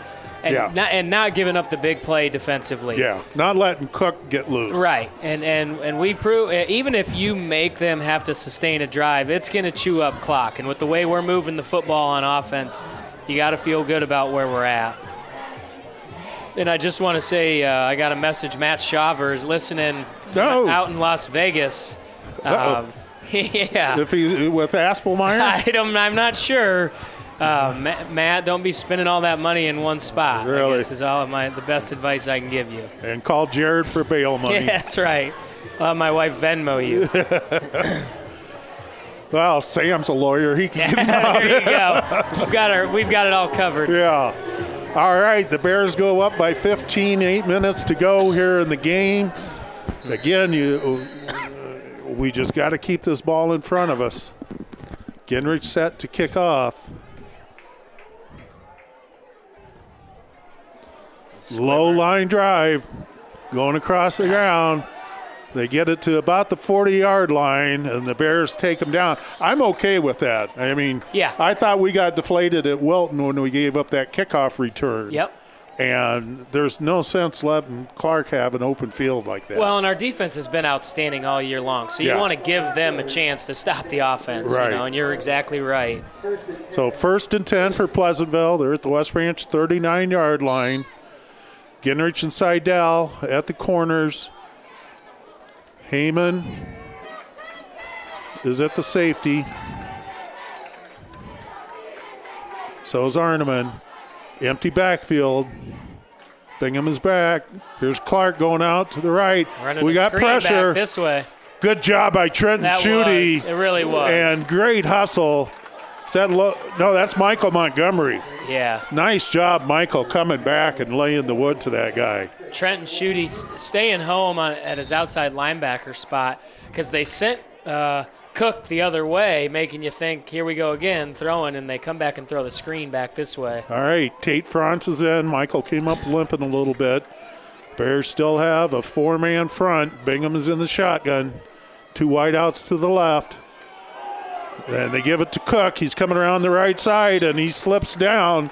Gingrich and Logan Wright. Logan Wright is just all over the field. He has. He's been sideline to sideline from his defensive line spot all night. And that's Cam Gingrich again coming up from his corner spot to help on that tackle. Been in on a few nice run play stops there. All right, the clock is running. Close to 7 minutes to go here in the game. 3rd down, and this looks like 4 to me. So another big 3rd down play. Empty backfield. You got to look for Cook over here in the slot. Here's Bingham. And he's going to, they got him! We got the sack! Quentin Rocha and Tate France. Yeah. Oh, that was a big sack there. And what helped key that play was, like you talked about pre-play, Cook in the slot, we jammed him at the line of scrimmage to slow him down, and it just allows our rush that much extra time to get to the quarterback. All right, we got a 4th and 10 here, folks. 6:15 to go in the game. 2 wideouts to the left. And we got a timeout. Timeout, Pleasantville. Probably a smart thing, and we're going to take a break and come back with a great finish, Bear fans. Have you reviewed your insurance lately? Contact the Fullwider Insurance Agency to set up a free insurance review of your policies. We offer personal, commercial, life, health, and crop insurance to protect all aspects of your life. As trusted choice independent agents, we can work with multiple companies to find the best coverages at the most competitive prices. Call 643-2695 to speak to one of our agents. Supporting the West Branch Bears for over 50 years, the Fullwider Agency, where your insurance is our assurance. Jerry Flegel here from the Hoover Presidential Foundation. I take a lot of pride in my hometown of West Branch. We have an outstanding football program, a supportive community, and we're the hometown of Iowa's only president, Herbert Hoover. The Hoover Presidential. All right, Bear fans, we're back here. It is 4th down and 10 for Pleasantville from their own 39-yard line. 6:09 to go in the game. Here's Bingham rolling to his left. Logan right. Oh, Logan way just, short. Oh, whoa. Logan Wright just put his helmet into the side of Braylon Bingham there. He was coming. Yeah, he was coming, and the Bears take over on downs. 6:03 to go here, T. Yep. Short field, the way the Bears are running the ball.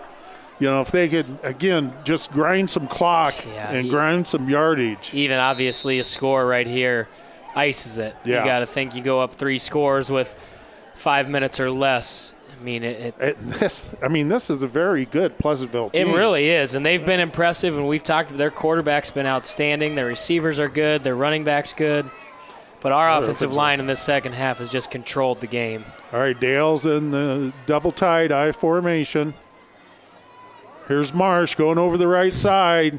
Again, he chews up about 4 yards, and more importantly, that clock just keeps on going. It does, and they have 1 timeout. Yep. So they don't have a lot of opportunities to stop the clock here. As long as you got to think we're gonna run the ball every play for the rest of the game here, no matter what. As long as we're hanging on to it.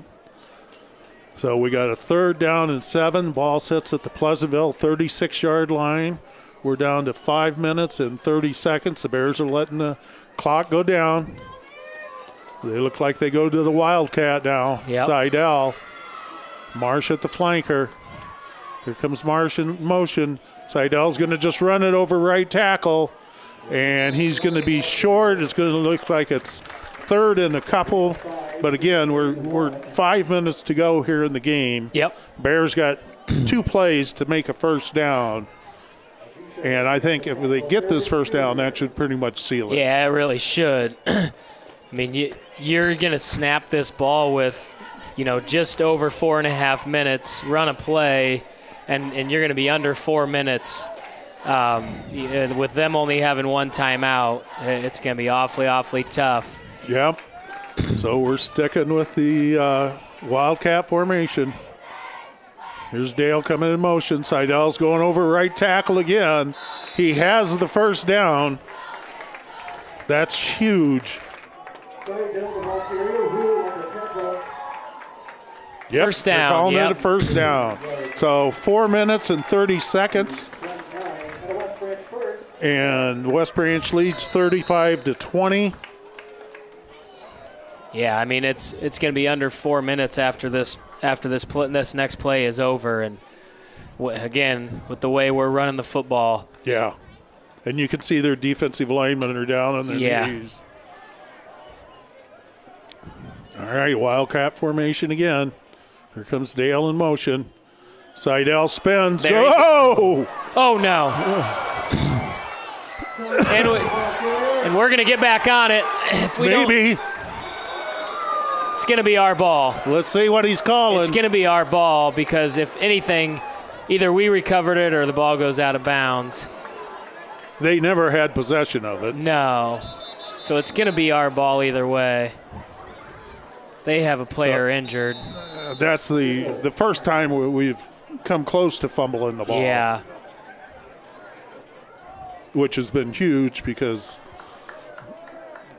turnovers can turn the game around real quickly there. Yeah, it looks like they're going to spot the ball at the 20. So that's going to make it second and short. Second and about 1. Yeah, second 1 or 2. All right. Just so we under 4 minutes to go. Yeah. So, again, the Bears just want to eat up clock and eat up yardage and get 1 first down after the next. Yeah. And they're looking up here to reset the clock. Yeah, I think they got the play clock reset to 25. Yeah, I think they were wanting Matt to reset it. Yeah. Add that to his job duties list. Yeah, he doesn't have enough to do. Yeah.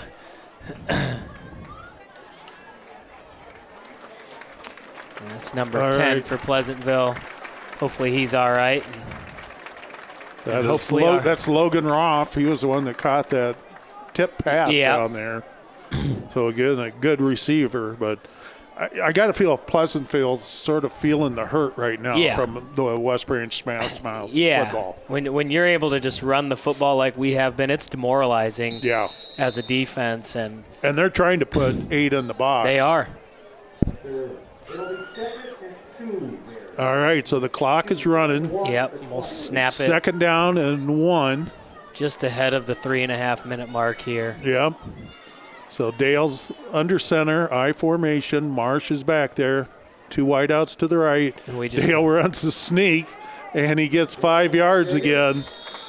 Reese Trepanier at that center position. When we moved him back from fullback to center, it's been night and day. Yeah, it's been a big difference, and I mean, Reese just does such a great job in the middle of our offensive line. Right, and then you look at how Cole Crossway has stepped up. He has this year. He really has. He's played that left tackle well. Yep. You got Lodge and Wright on the right side, and Michael Montgomery's having a great year. Yeah. So we're just getting close to 3 minutes to go here in the game. 1st and 10 for the Bears. I formation. Here's Marsh going off the left side. Carrying Pleasantville defenders. Yes. And he gets at least 5 or 6. But even when they're loading the box, we seem to be getting the push. Yeah, we do. And I think you said it exactly right. We've just worn them down. I mean, we have just moved them backwards this whole half. So we have a 2nd down and 4. Ball sits at the 9-yard line. Bears lead 35-20. 2.5 minutes to go here in the game. See if the Bears can move on to the 2nd round. We're back in the Wildcat. Seidel and Marsh back there. Here's Seidel running over the right side. And he's down, and he looks like he's about the 6-yard line. Going to bring up a 3rd and 2. A lot of choices here, but we've been doing well with the sneak. Yeah, I mean, either way, you're going to keep it on the ground. That clock's going to keep running. Yeah. It's going to be down near a minute and a half by the time this ball gets snapped. We still have 20 seconds before we have to snap it. Minute 50. This is 3rd down and 1. They stay in the Wildcat. Aaron Marsh split out to the right. Here's Dale in motion. Seidel's going to run the ball. He's going to get down to about the 1-yard line, just short of the touchdown. He gets the 1st down. A minute 29. Yeah, first and goal. You got some scores? I do. That may be of I mean, Regina is putting away Eddyville. Blakesburg. Yeah, or whoever is that who they played. And then Wilton is putting it on Woodward Granger. They had a long trip tonight, and it's 42-14 in the 3rd quarter. Ooh. Wilton, so. Now, if you tell me Cascade's beating Grundy Center, our district's tough. Right. All right, Bears go into what this is formation, T? That's the victory formation. It is the best formation in football that you want to be in to end these football games. They could easily score from here. Yeah. The way they are, but it's the right thing to do. The class of Coach Hirschman and whole West Branch staff. We got one more snap. Bears are going to win this thing 35-20. We'll find out tomorrow morning. Yep, when the pairings come out. We could be here or we could be traveling. You never know. I mean, it all depends on how the games around the state go, and it'll be interesting. But all right, we'll find out. We beat Pleasantville in the playoffs. Another playoff victory. All right, Bears win this thing 35-20. Jared's going to run down to the field, try to talk with Coach Hirschman. We're going to give a presentation to the Pleasantville Trojans for making the playoffs. Here we go for the handshake. Wow, what a dominating performance by the Bears offensive line. They took control of this game. Aaron Marsh was able to run. Cale Seidel ran. Brennan Dale ran hard. It was just complete domination on the offensive line against a very good Pleasantville team. This is the best freshman quarterback I think I've seen in quite some time, and he's going to be a Division I prospect. There's no doubt in my mind. But also you got a 1,000-yard rusher that I'm sure we held to half of his yards. He was averaging 136. I know he didn't get that. And plus they had some good receivers. So you got to give the Bears a lot of credit for coming to play tonight. This was definitely, a 7-7 game, and it was a good game. And then the Bears missed an extra point, got down 14-13, came back 21-14, scored again, made it 28-14. Yeah, Quinny, while we're waiting for the handshake line to finish up, I do have some stats. All right, let's hear them. Total yardage for West Branch, 467 to 341 for Pleasantville, and we had 398 rushing yards. Wow. Cale Seidel, 22 carries for 160 and 2 touchdowns. Aaron Marsh, 18 carries for 105 and a touchdown. Brennan Dale, 10 carries, 134 yards and 2 touchdowns. So 3 guys over 100 yards, and then Brennan was 6 of 12 for 69 yards in the air. Wow, that is rushing the ball. And to have 3 guys go over 100 yards is, I don't think, a feat I've ever seen in West Branch. Have you, T? Not that I can remember. I mean, unless you want to count Luke Lennox carrying it for 44 times and 300 yards and count him as 3 people. But no, I don't know that I've ever seen us get 3 100-yard rushers. Wow, great job. And now we're going to give the presentation to Pleasantville. This is a very talented team that the Bears had to beat. Very impressed with Braylon Bingham as a quarterback. And then Caleb Cook is a solid running back. It's the reason he had 21 touchdowns this year. So the seniors from Pleasantville are coming out. I got to say, congratulations to the West Branch Bears for winning. Bears are moving on to the second round.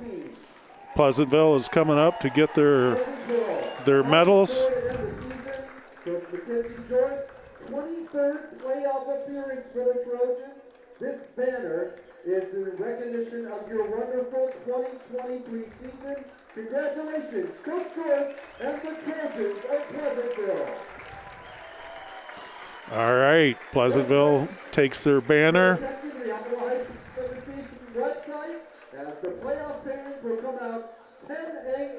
So 10 a.m. tomorrow morning. Get to your West Branch website. The Bears will find out if they're traveling to a number 1 seed or if they got a number 3 seed coming this way. But either way, the Bears win another playoff game here at the Little Rose Bowl, Butch Peterson Field. And he would have just loved this game, 390 yards rushing. That's just an amazing amount of yards, and all the credit goes to that offensive line. So T is down on the field, Matt Shenander doing some filming. We'll see if we can get a couple of those big offensive linemen. This was a great victory for the Bears against a very good team. So they now improve to 6-3, head to the second round of the playoffs.